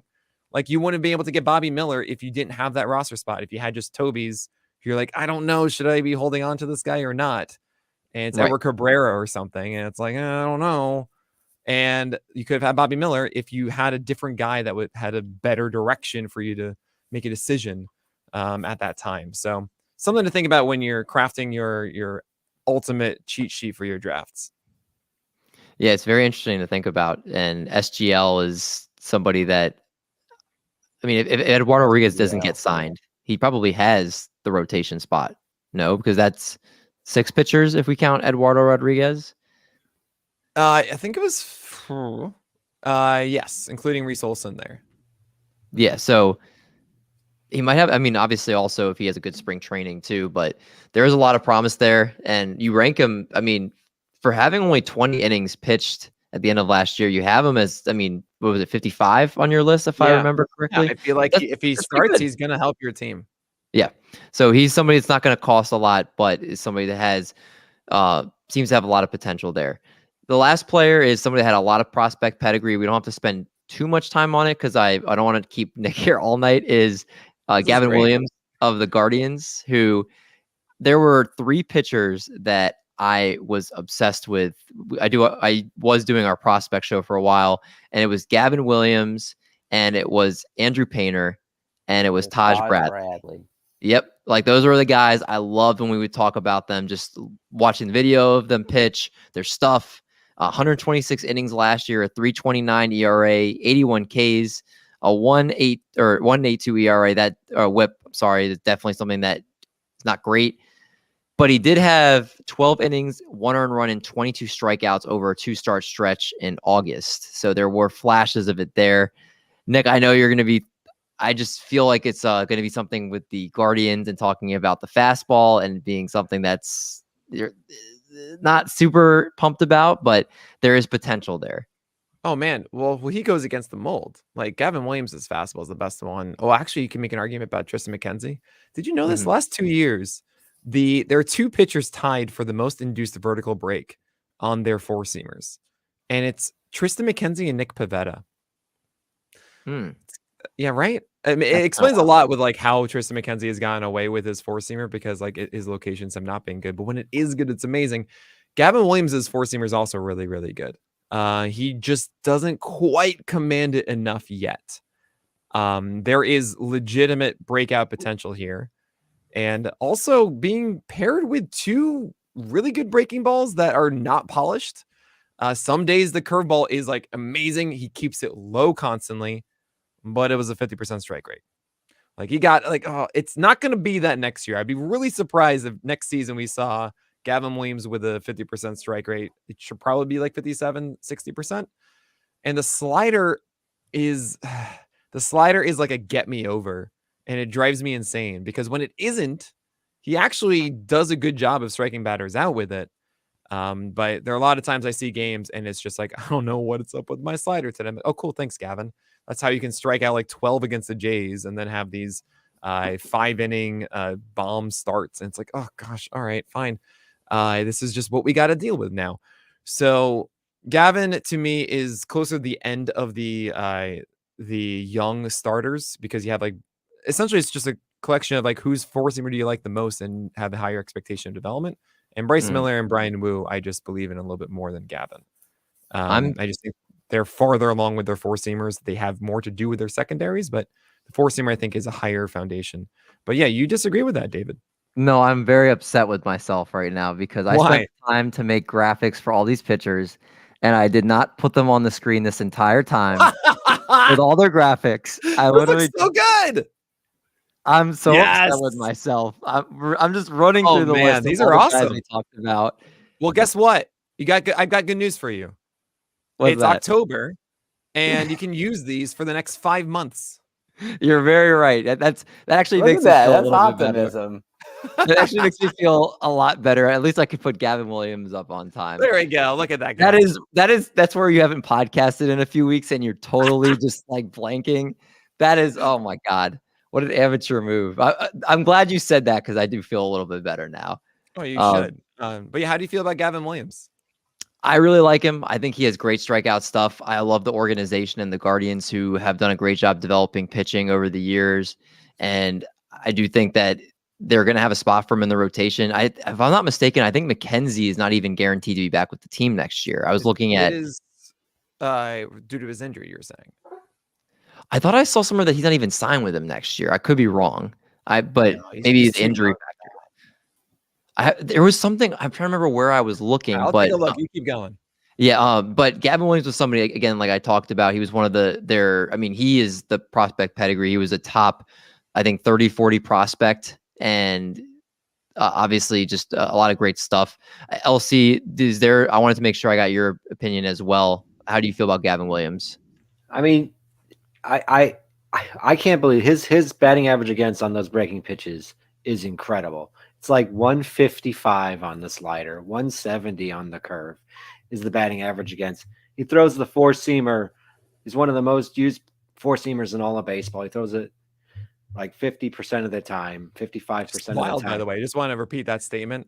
Throwing it like the most in baseball nowadays, like 3 years ago, 50% of the time, 55% is like the most in baseball. This is... Yeah. What a world. Love it. So, I mean, I think he can go, he could break out. He could have a great season next year. When you look at the fact that, the curve, he misses, like, as Nick was saying, he misses the zone with it a lot. He gets, he does not, I wish he threw it in the zone a little bit more because he gets a lot of like, it doesn't get a lot of strikes unless it's swung on. So, but I think, the fact that people are not getting hits on his breaking pitches and he has that solid fastball, that's a really good floor for me. I really like what I see coming for him next year. I don't know where I'm going to take him. I have to really, as Nick said, compare him because there's a lot of people and I'm not going to attribute this word to anyone in particular in that glob. There's a lot of people there because I know there was a big hullabaloo this summer of who came up with it. Wait, what? That's a sport term. Did someone else think it was someone else? Scott White at CBS was using it, but he didn't realize that Spore came up with it. Oh, okay. That's fine. But it's all like, they're all good about it. I was joking. Okay. I was like, hey. There's a lot of people in that glob. and they're all, you got Bybee, you got Miller, you got the Miller boys, you got Wu. Yeah. So I'm not sure how I rank them quite yet. Before I do my first draft, I'll have a better idea, but I really like Williams for next year a lot. All right. Any closing thoughts on these list of 10 pitchers? I know there's a lot of other guys that could be in this list, but I felt like these were 10 mix of guys that maybe are not as great to pick up for next year, guys that have outrageous potential. But these were 10 really influential guys at the end of the year. Yeah, Doc, I'm curious to hear your thoughts here. This has made me realize that I'm not going to draft anytime soon. Enjoy. I love talking baseball, but we're still trying to figure out who's actually going to win the World Series this year, and we're not even at that stage in the playoffs. And we're talking about pitchers for next year, where something happens in 3 months from now. That's why we're doing a podcast, Doc. We're sick. This we're is doing evergreen. Yes, this is evergreen. It is. It is still helpful to know. I mean, even if someone gets injured or so, it's actually why you should be knowing about Sawyer Gipson-Long now. Yep. And just know what the skill sets are, regardless of the expected volume. The only thing you guys didn't say about Gavin Williams that I really like, I like pitchers that have a big speed variance in their fastest and their slowest pitch. And his fastball was average of 96 miles per hour, and the curve is a 76 mile per hour average. So that's a big, big gap. And David, I go back to all the time. Johan Santana, fastball change. As soon as that fastball started losing some velocity, that change was not nearly as effective, and that's how he got hit very hard. Yep, that's very true. Oh, that's my boy, Johan Santana. Yeah. Let's quickly head over now to our question of the week. We're bringing the questioning game back in the offseason, staple of the Triple Play podcast. Question of the week sponsored by Underdog. Who had the nastiest four-seam fastball that you've watched? Could be past, could be present.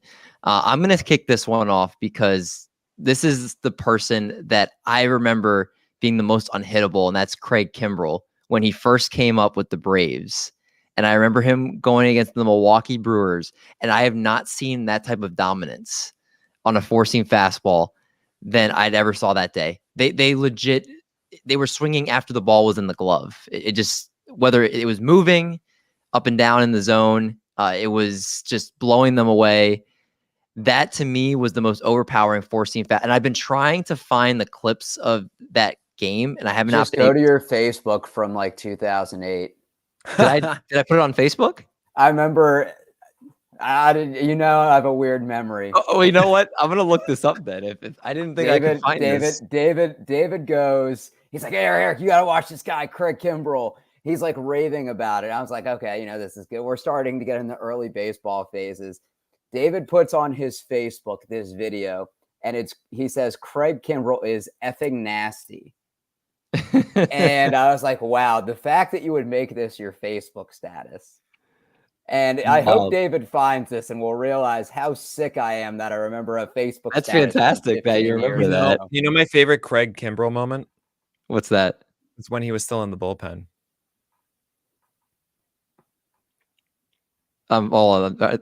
You don't remember this. Okay, this is when he was supposed to be in the game. This was, I believe, Atlanta. They didn't bring him in the game, and then they lost in the playoffs, and that was it. That was their entire season. That's my favorite Craig Kimbrell. Oh, okay. I got what you're saying. Yeah, none of you guys got that. That was I delivered that perfectly. Dude, you really did. You really did. Yeah, and everyone was just completely like, I don't know my Craig Kimbrell. I'm like, excuse me. How dare you? Nick, what is your favorite or the best fastball you've ever seen? There are three answers. There's like the former, there's like the stupid one, and then there's the present. The real true answer is like, it's Nolan Ryan. It's not even close. Nolan Ryan is like answer too, I guess. It is absolutely silly. This guy had like 30% strikeout rates at a time where like the other league leaders were like 18% or so. And he didn't, I mean, sure, he had a breaking ball, but like that's not what got the job done. Okay. And I really wish we had these metrics back then for that, because it was so stupid good. The fun one is 2015 Carter Capps. And I don't know if you remember Carter Capps in 2015, but Carter Capps abused a rule in MLB that he would jump off the mound toward home. So essentially instead of throwing 60 feet, he would be throwing from 55 feet. And the swings I saw on Carter Capps' fastball, because now he's throwing 94, but it's really 102 or something. And then he has a wipeout slider. And it was the dumbest second half I've ever seen from anybody. I still think about this to this day of just, we got this gift of illegal baseball for half a season. That's crazy. If you don't know what I'm talking about, just Google Carter Capps delivery, and you'll see that he pauses with the ball at his hip as he just scoots a good 5 feet forward, and then finishes delivering the baseball. It's really amazing. And then the modern answer, I mean, there's so many good ones out there. I have to give it to Zach Wheeler. It's just so fun. It's just so consistently his other stuff in his repertoire. Sure, he has a good two-seamer that comes in. He gets a ton of weak outs on that one, and he has a massive O swing on it. But the sweeper, the changeup, none of those are really good at all. It's such a good four-seamer. And it just always is. And you want to say, oh, it's Strider, sure, but he messes up with it all the time. Wheeler doesn't. That's my favorite one to watch. It's just beauty. My come clean moment is the question originated because I said, you love talking about Zach Wheeler's four-seamer. So I was like, is he going to throw a curveball and have a different answer? No, with that? But you did have the two other ones, but no, I mean, it is, once you look at the stats from it, you can't argue it. It's absolutely just bonkers. Yeah, I think Zach Wheeler is the number one PLV pitcher in baseball. Just so you guys know. It's amazing. Doc, I did find it. And you literally had the word for word correct. But it is from April 4th, 2011. And the link to the video does not work anymore. From MLB.com, it does not work anymore. So we will always never be able to watch his April 4th. Just watch something, try to find a clip from April 4th, 2011. I have to YouTube it or something. Doc, what's your answer? So there's two that came to mind, and I think Nick hit the nail on the head. That the obvious answer is Nolan Ryan.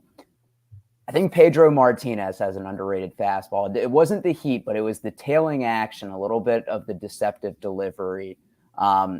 So that was, but also if you've seen the Doc and Daryl 30 for 30, Dwight Gooden's fastball was clocked at 95, 96. But that's when they used cop radar guns to clock it. So they weren't necessarily accurate. They were saying that his 95, 96 is probably 98, 99. And when you pair that with his delivery, sometimes you look at pitchers and you're like, I wouldn't have any idea how to hit that. Not that I would with any pitchers anyway, because I couldn't make contact. But his especially, there's absolutely no way I would be able to guess. I can't even say the words right now because I'm just imagining myself embarrassing. So on the different way they measured radar, Nolan Ryan was the first pitcher ever clocked at 100 miles per hour. They were measuring his speeds at 10 feet in front of home plate. Now they measure your speed at 10 feet from where you release. So when resistance slows the pitch, he was in the ninth inning of a game throwing 100 miles an hour, 10 feet in front of the plate. Using modern techniques, he would be at 108, 107 throwing. Wow. So Ryan is the answer, I think. You can't argue with that. That's dropping the mic, LC, honestly. Oh my God. That's fantastic. All right. Game of the week time. I've been looking forward to this one. So as I mentioned before, LC, I would love you as a dark horse here. And I always am rooting for you, buddy. But this is definitely going to probably be a Nick versus Eric battle. Stop hyping me up. I don't know, man. I'm going to come in third here. Because Nick, obviously, it's going to be pitching based, but I had to make sure it wasn't something that they weren't going to have a chance in. So how this game works is this is a game called Name That Pitcher. And what I'm going to do is I'm going to show their picture on the screen. And you got to tell me which pitcher it is. Simple as that. So the key is that these pitchers all have pitched within the last 20 years. Oh, no. So this is This is pretty much from anywhere from 2003 to 2020. I will say that these are all relevant pitchers. I didn't pick like a random relief pitcher. These are all starting pitchers that you all should know. Okay, that makes me feel better. I mean, I'll be completely transparent here. I forget like everything before I started writing, so I'm looking forward to this. When did you start writing? 2015, 2014. Ooh, okay. Yeah. But some of these pitchers did have longer careers where they still pitched after that time. They might have started like way earlier. Let's go. I'm stoked. How many do we got? I mean, I have a lot, so we'll see how it's going. But let's go quick, guys. I want to do a ton of these. Out now. No, say 10. Right. All right. We'll start out at 10. We'll take 10. Okay. Oh, do you have more than 10? I have 15. We're doing 15. All right, 15. All right, you guys ready? Oh my gosh. I'm ready. All right, you guys give me your answers in the DMs. You shoot me your DM with your answer once I have all three in. Okay. We'll lock it in. All right, number 1. Right. Oh yeah. Okay. By the way, if you are listening to the podcast and you would like to participate, you can go to our YouTube channel and turn it at about the hour 36-minute mark, and that's when these guys are popping on the screen for you to play along. So, first guy here. Wow. Oh, I'm supposed to send it now. Yeah, easily. Yeah. Wow. This first answer blows me away. I am shook right now.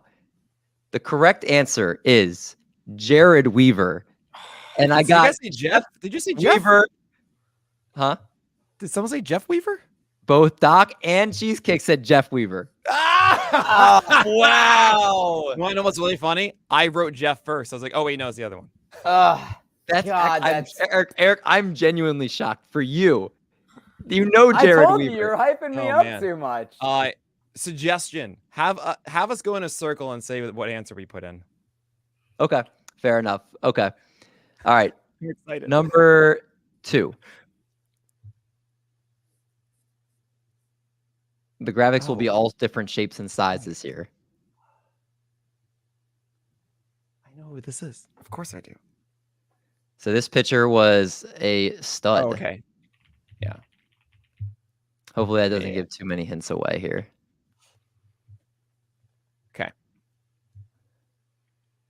All right. So answers are locked in. We'll start with Doc here. Who did you put? Brandon Webb. LC? Brandon Webb. And Nick?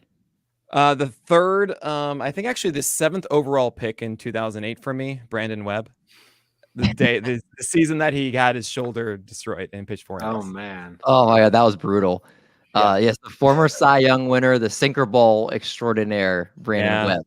Yeah, I've completely changed my tune since 2008 as an analyst, guys. All right, so Nick's got 2, and Doc and Eric each, or Doc and Cheesecake each have 1. Number 3. Oh my gosh, that can't be him. So luckily some of these guys have so many teams that wow, is that really him? That has to be him. I don't know who that this is funny. You guys all know who this is. Come on. I got it right. I must have, but so I have. Let me see what answers I have locked in. No, actually. Oh. This is locked in. I have Art's answer locked in. Oh my God, these answers are great. Oh, no. This is our first great one. Okay.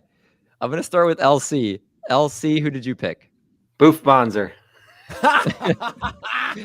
Nick, who did you pick? That looked like Dylan Bundy. And Doc, who did you pick? Sidney Ponson.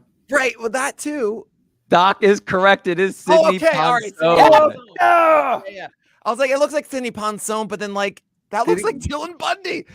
It looks like Sidney Ponson went for the Twins. Okay, fine. I thought that would be more of a gimme one, but yeah, I guess man, I like Bundy pitched for the Twins for a moment, and like I didn't see him after the Orioles, so I was like, I guess I was thinking grew a double chin. I don't know. I guess he grew a double chin. He was always chunky. He looks like Sidney Ponson. I think that's actually hilarious now. You know that's Fast daughter's middle name is Ponson, right? No, is it really? I'm kidding. I'm joking. That would be fantastic. All right. Number 4. Yes. I guess that's the first slam dunk, Nick, you had. Like, or actually, maybe there was Brandon Webb was too. First one, it was AM. You know, I remember. I'll give you guys hints. He had an interesting season, and the next year, some people were really in on him, and I think he's the perfect example of like a guy who does not have like swing strike capabilities, who has just kind of a nice-ish year that's like slightly above a Toby, generally does not repeat that and is not the kind of thing you want to go for. LC, I love your answer. He's not Wild Thing. Not Wild Thing. Doc, you're thinking about this one.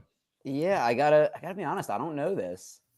Give I me mean, an answer. I'm assuming this is who this is, especially considering David, you're saying like they were good. So I know he had that one really good year. I mean, I know this is wrong, but I just had to say it. I love the This is a name. great I mean, one. he was fantastic. All right. Pencils down. Nick, you're up first. Who do you think it is? Wayne Chen. Doc? I said Chen Ming Wong. Oh, I love that. I love Chen Ming Wong. I don't think But that's him. gosh, I think it is Wei Yin Chen. And LC? No idea. That Who was I a put. fantastic answer. What did you put in? The I put correct no. answer is Bruce Chen. Bruce Chen. Oh. Oh, for the Royals. Oh Yep. my Oh my gosh. gosh. I was trying to think of like who would be fantasy relevant that would be like on the Guardians, and oh man, okay. All right. Nick's giving such a confident answer to get it I wrong. thought that was him. I thought was he like, this did makes it. all the sense. I've got a thing. Like that's it.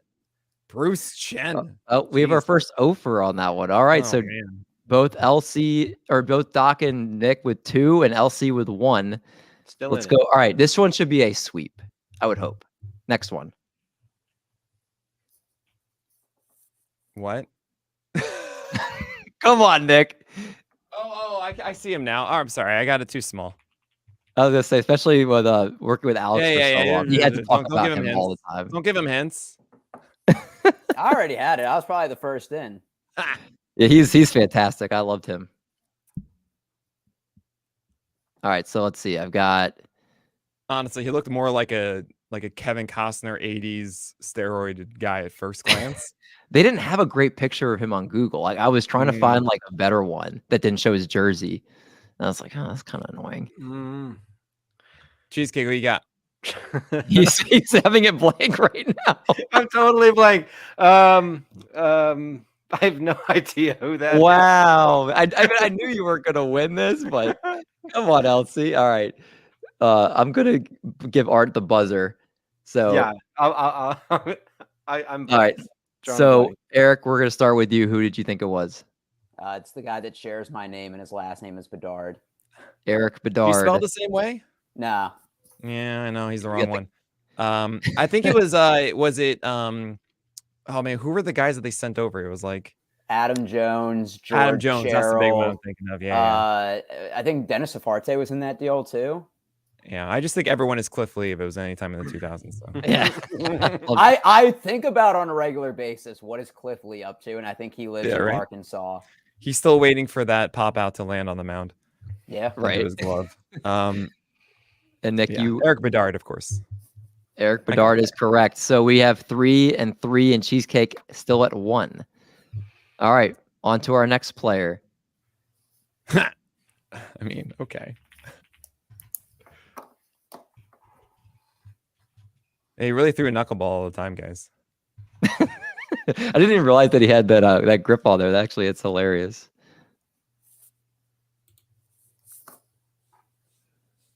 I'm expecting, hopefully, maybe this one's a sweep. All right. All answers are in. Going to go to you first, LC. Who do you think it is? That's David Wells. Yeah, let's go. We're all rooting for Art. That was one we're like rooting for Art to get that. Yeah. You know?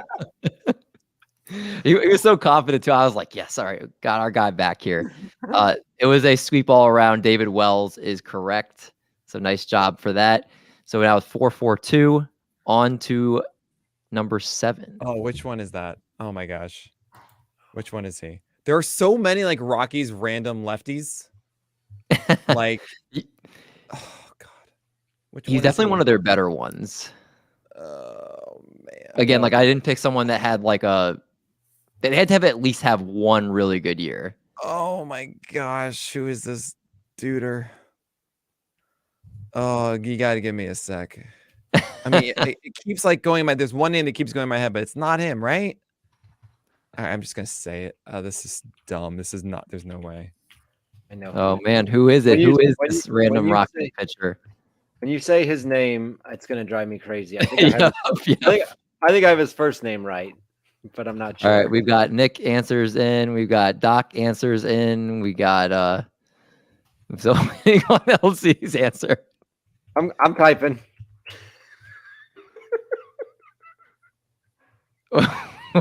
What is that?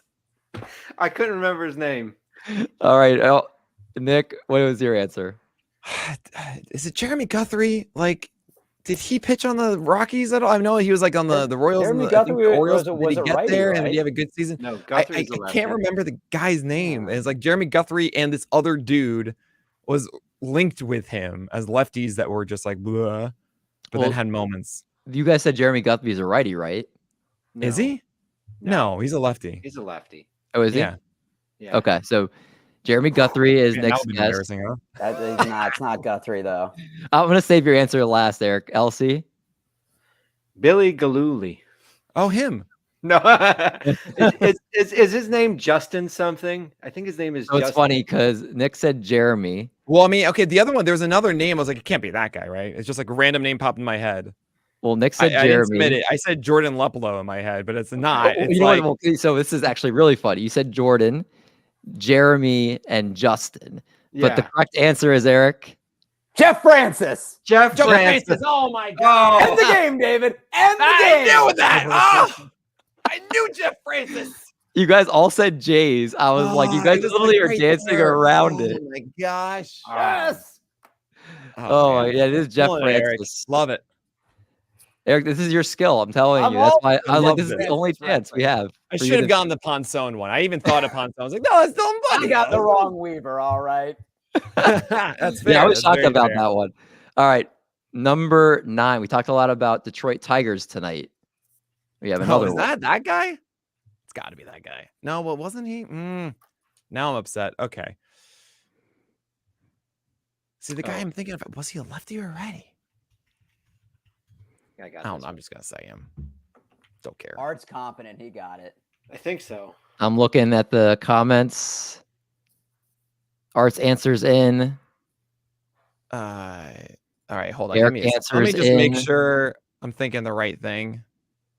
I'm just going to say that. I think he's a lefty, though, my guy. So I don't know anymore. We're all locked in. Who did I start with last time? I started with Start with Nick. I started with Nick, right? Last time. Yeah, I shouted out stupid things. So, yeah. Doc, who do you think it is? Jeremy Bonderman. Yes. Okay, good. Good. At least we're even. LC. Yeah, Jeremy Bonderman. That's who I get. Yes.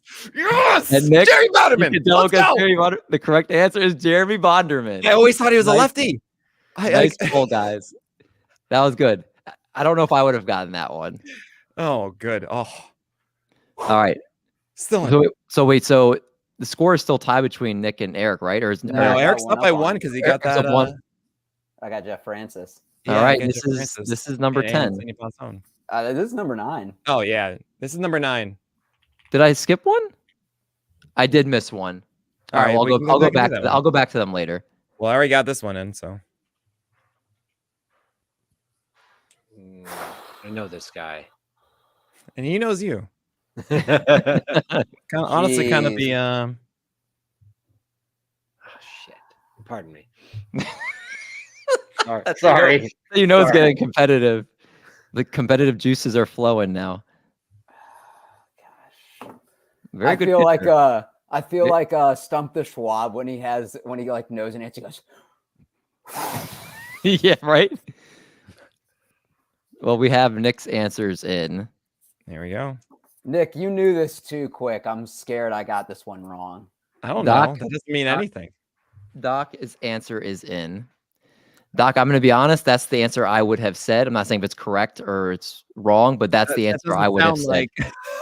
That is the answer I would have said too.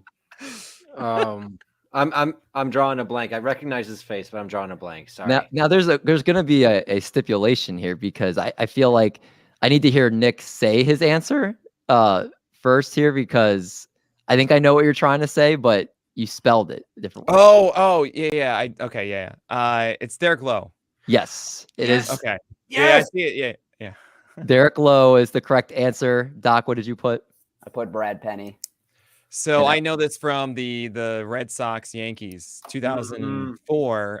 Who was the Game 7 starter for the Red Sox against my lovely Yankees? Derek Lowe. Yeah. And like we lost to this guy. I always forget he played Stupid for sinkers. the Dodgers. Yeah, I feel like the Red Sox would have been too easy, so I was like, I'll pick a different team that he played for. He was on Braves too, right? Yeah, he was all over the place a little bit. I want to say like the Padres or maybe the Brewers or something. I can't remember. That's fine. Those were the three that popped up. Were the Braves, the Dodgers, and the Red Sox were like the three most common ones. That's probably the right one then.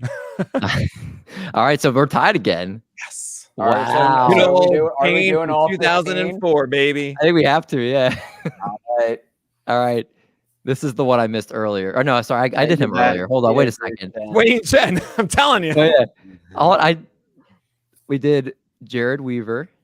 Don't say the names because then it's like you're gonna say the name of the guy. Yeah.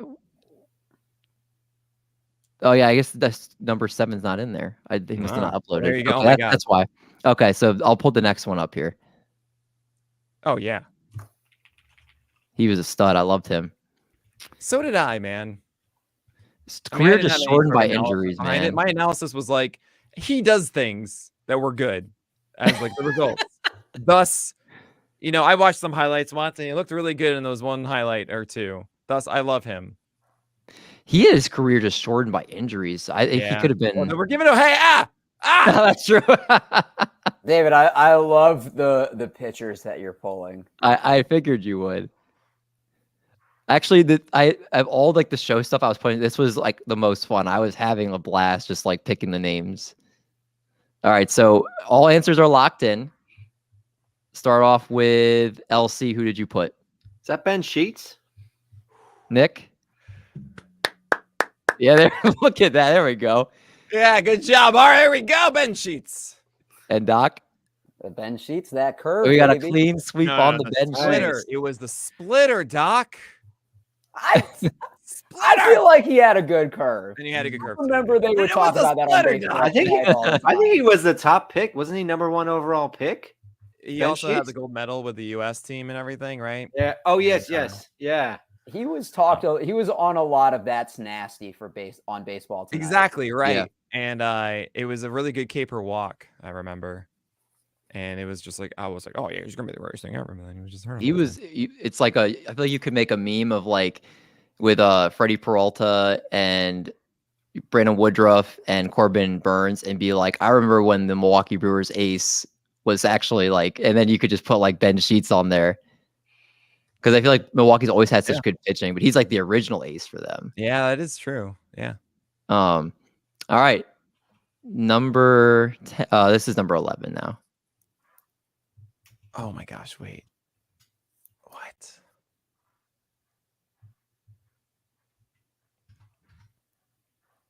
See if I can find the other one.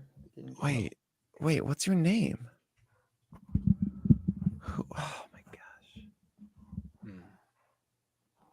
I'm gonna need another like 30 seconds. So does Eric. So that makes me feel good. Hold on. Eric, I'm gonna be really disappointed if you don't get this guy. Of all the ones on there. Not fair. Don't do that. I like putting the pressure on him. Can I change my answer? I realize I wrote the wrong guy to you. Oh my gosh, wait. David, can I change it? I will go with the consensus of the players if Nick and Art are okay with it. Yeah, I'm fine. You saved me right after saying Derek Law accidentally.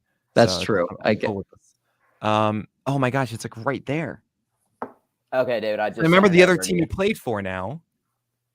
And what was his name? Wait, no.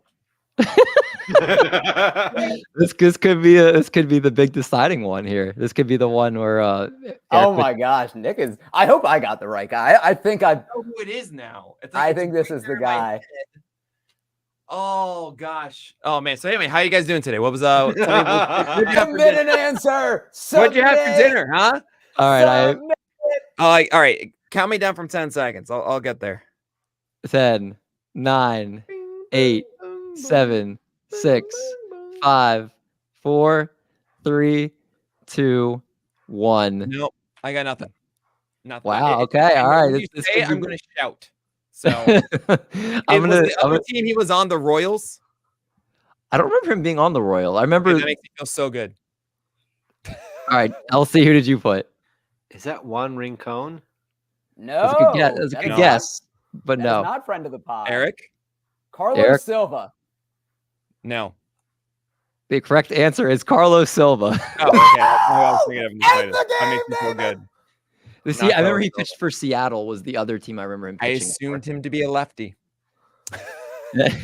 He was. Who was like the animated one on the Royals? Like always would just be so animated every time. What Oh, years? drives me insane. All right, at some point I'll be like, that's the guy I was thinking of. What So I'm years? glad I didn't think of him and then get it wrong. Great. He's I'm trying to remember who it was then. Now I'm kinda going to What do this on years my for- own, and you guys continue. Okay. I'm gonna have to upload but while putting this next guy up here. I expect a sweep on this next guy. Okay. Number 12.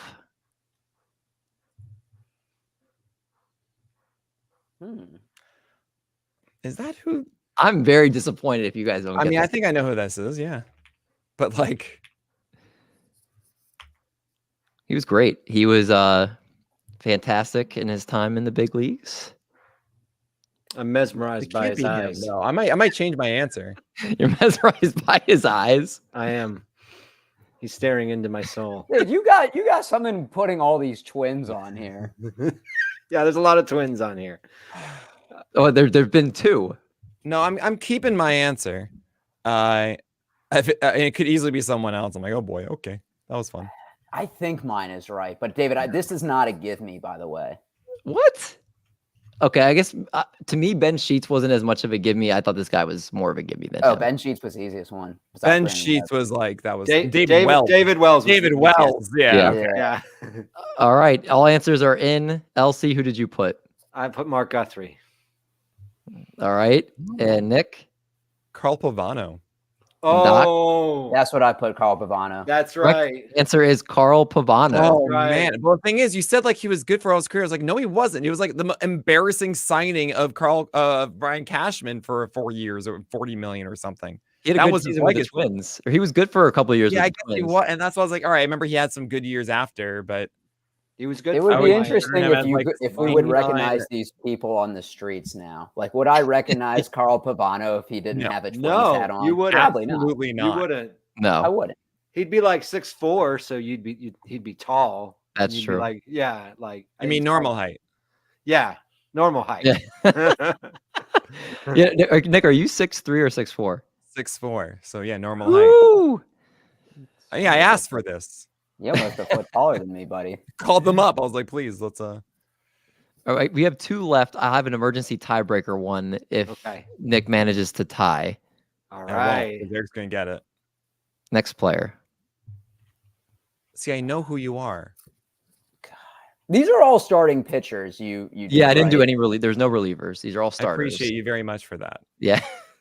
And all guys had at least one really good season. I recognize you. I will give you guys one hint because I wanted to look for him in a white. No. Yes. Yes. Actually, no, don't say anything more. Because I know who this guy is. So don't Oh, you do? dare Okay. tell him. This is gonna get Nick back in the game. As I Eric. got it. So don't tell them. I can like think about his name, but it's just not coming to me right now.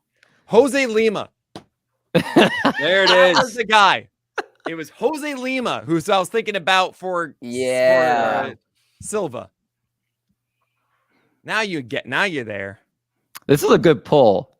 Nick, because this is definitely he was good, but this is definitely a throwback name. Yeah. I was there. I was like looking at. I was like, huh, we're there, buddy.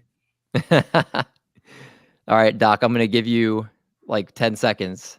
You gave me a lot of time for my Jose Lima. That was incorrect. So go ahead. I know who he is. Yeah, you're This gonna be is- mad when you don't get it. This is really bothering me. Yes. Back in Well, it, baby. this might come down to a tiebreaker. This is crazy. Let me just stare into his eyes for. So I mean, this is only the 12th one, though, David. No, this is 14. I got 13. No, I see only 12 messages I've sent you. Oh no, 13 messages I've sent you because I didn't submit one that was Jose Lima and not Jose Lima. So, Let me so put the this is number. the 13th. 1, 2, 3, 4, 5, 6. I put him as Freddie. Oh gosh. Okay.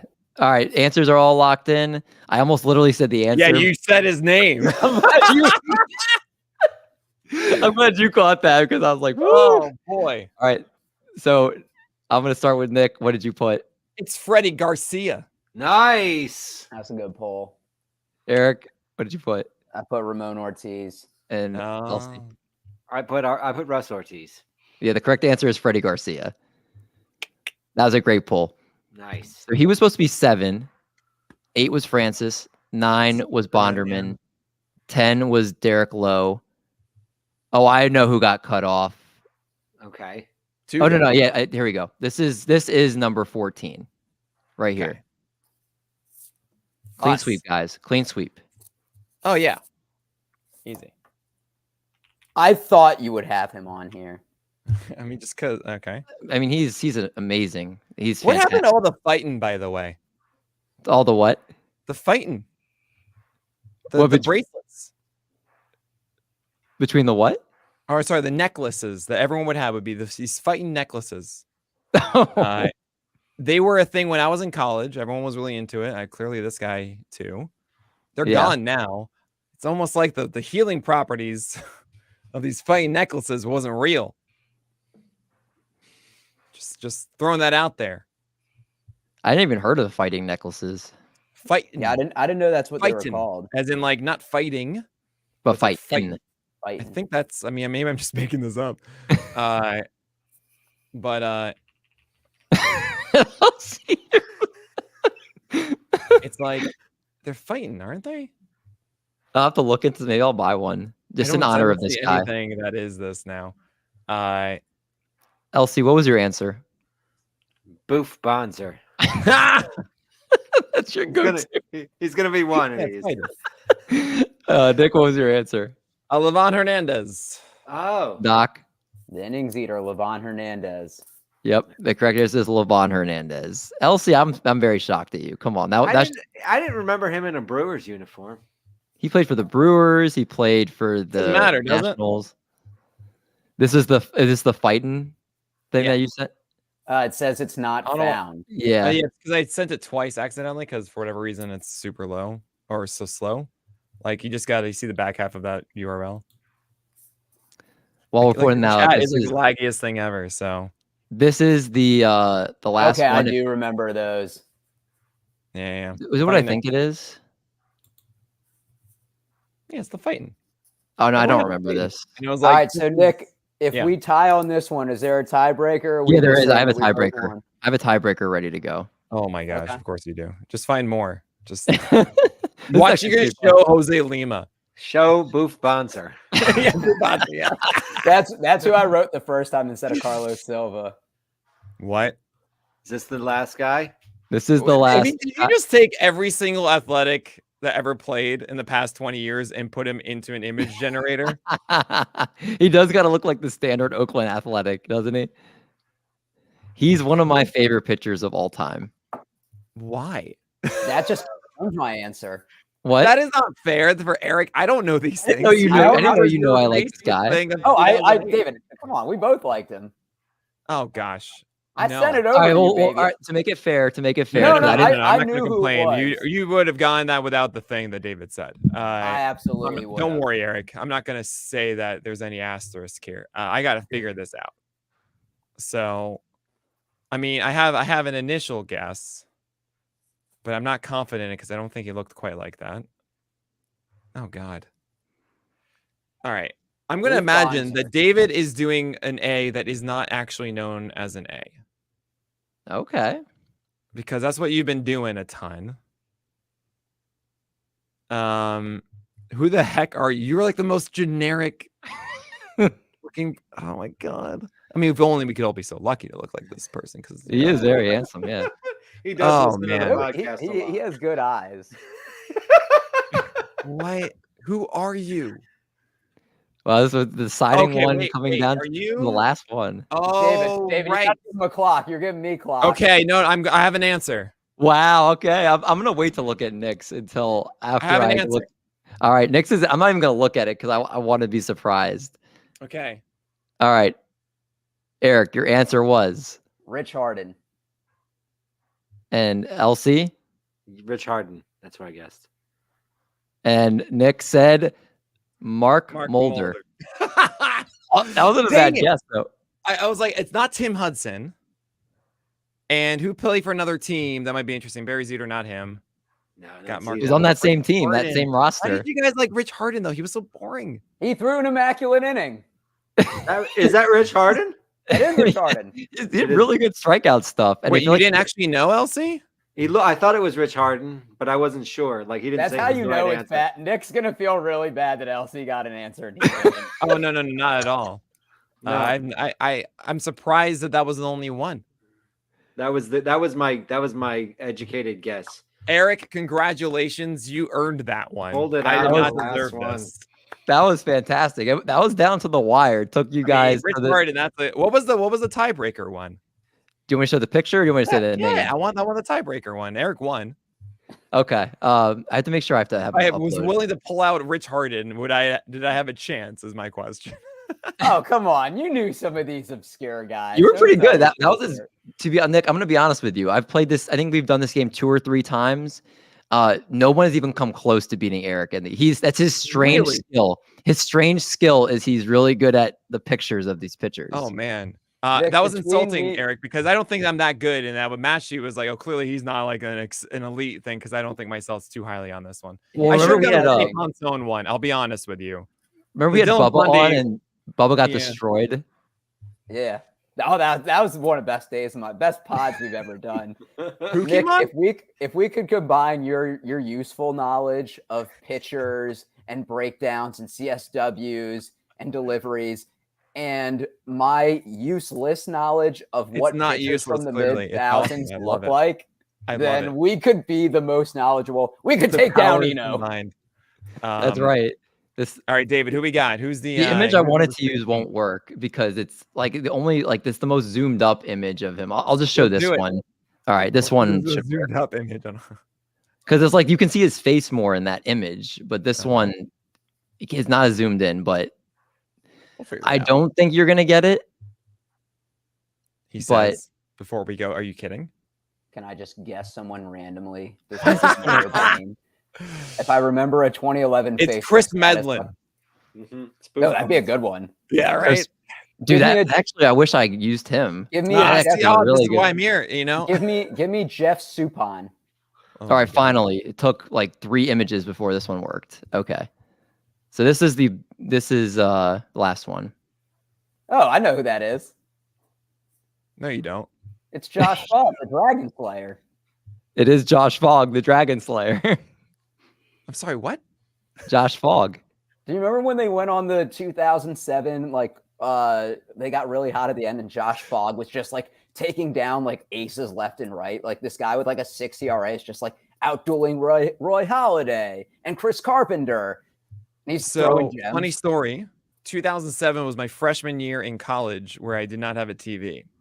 Mm. So you have to miss So all the Dragon Slayer. I missed all of baseball in a lot of college. 2007, 2010, I did not actually see a lot of baseball. It's like one of the bigger gaps of my knowledge is then. So I don't remember that. That sounds great. I remember the Rockies won like 15 or 20 games or whatever to end the year or something. And they got swept in the World Series by the Red Sox. That's right. But I also remember the 2009 World Series, and that was lovely. I remember also watching only the Yankees lose to the Guardians on a very small TV. That was in my friend's room. But yeah, I don't remember Josh Pollack, the Dragon Slayer. That sounds amazing, though. Yeah, on his Wikipedia page, he acquired the nickname the Dragon Slayer after he pitched and won against many of his best pitchers in the majors, including Brandon Webb and Kurt Schilling. I would have loved Jason Marquis, though. I would have loved some Jair Jurgens. We got Jason Marquis. Oh my gosh! See, like, this is the best part. Is going. David, you need to let me do this game in the future where I come up with the pitchers and let you guess. That's fine.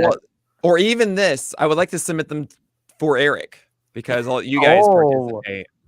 That I'll just submit them, and then you can have an answer key, that you can utilize too if you want, David. I think the only requirement is they have to be a starting pitcher, and they have to have at least 1 year where they're relevant. It can't be like the. Don't worry, I don't remember the non-relevant ones. So. Right.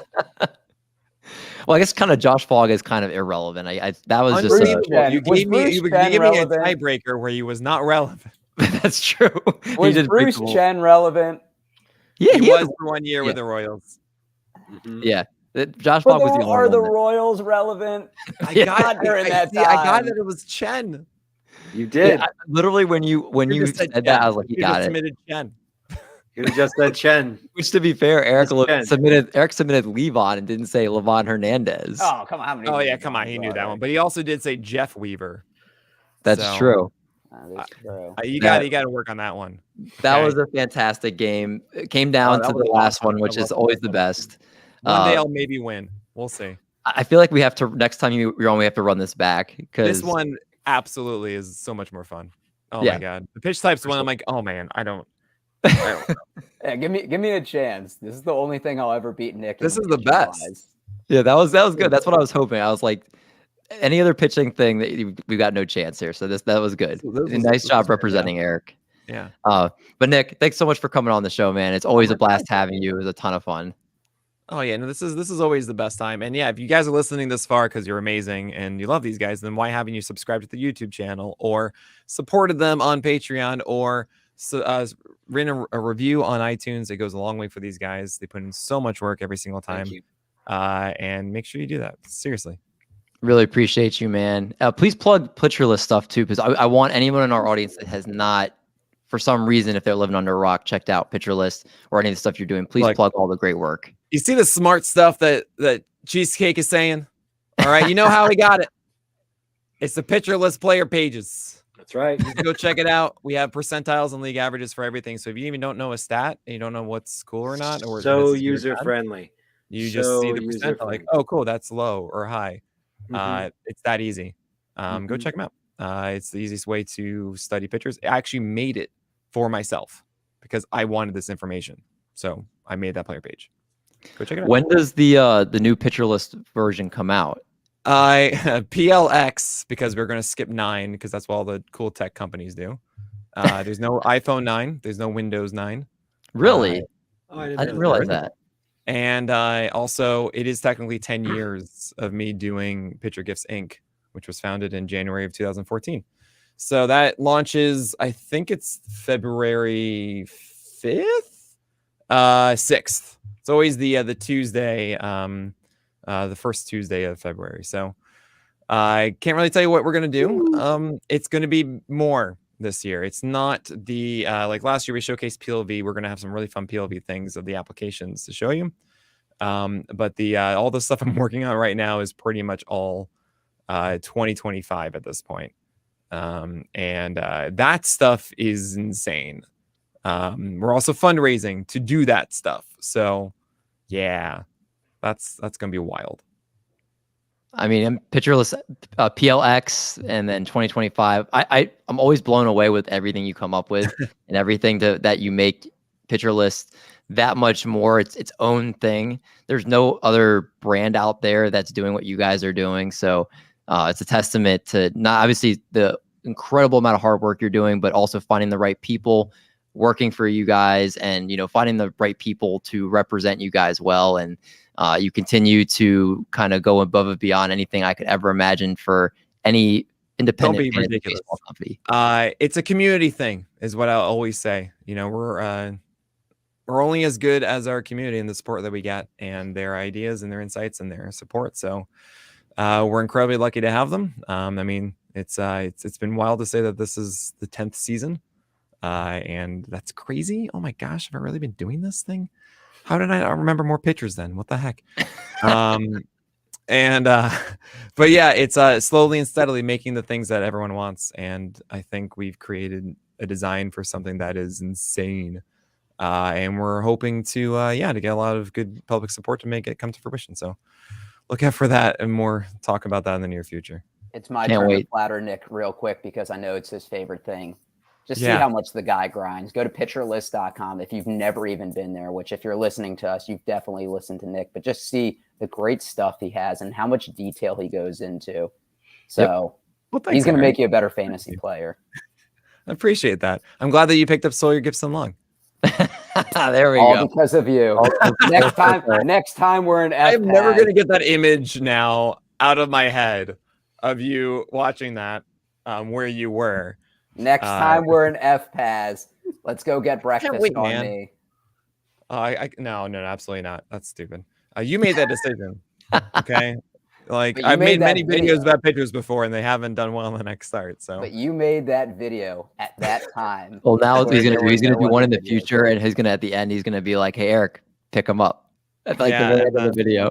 and then right. And then it's like this is one of those moments of Eric needs to pick him up. Okay. That's how There we serious I go. am about this guy. Yep. That's That'd be gonna the fantastic. barometer. Oh man, appreciate all you guys watching. Make sure you guys subscribe if you've not already. If you're listening on the podcast platform, the 5-star ratings and reviews definitely are always appreciated. And make sure you check out PitcherList and all the great things they're doing over at PitcherList. But that's gonna do it for tonight. For Nick, for a little cheesecake for Doc, I'm D Mendy. We're gonna make like a bread truck and we're gonna haul these buns. We'll talk to you guys in a couple weeks.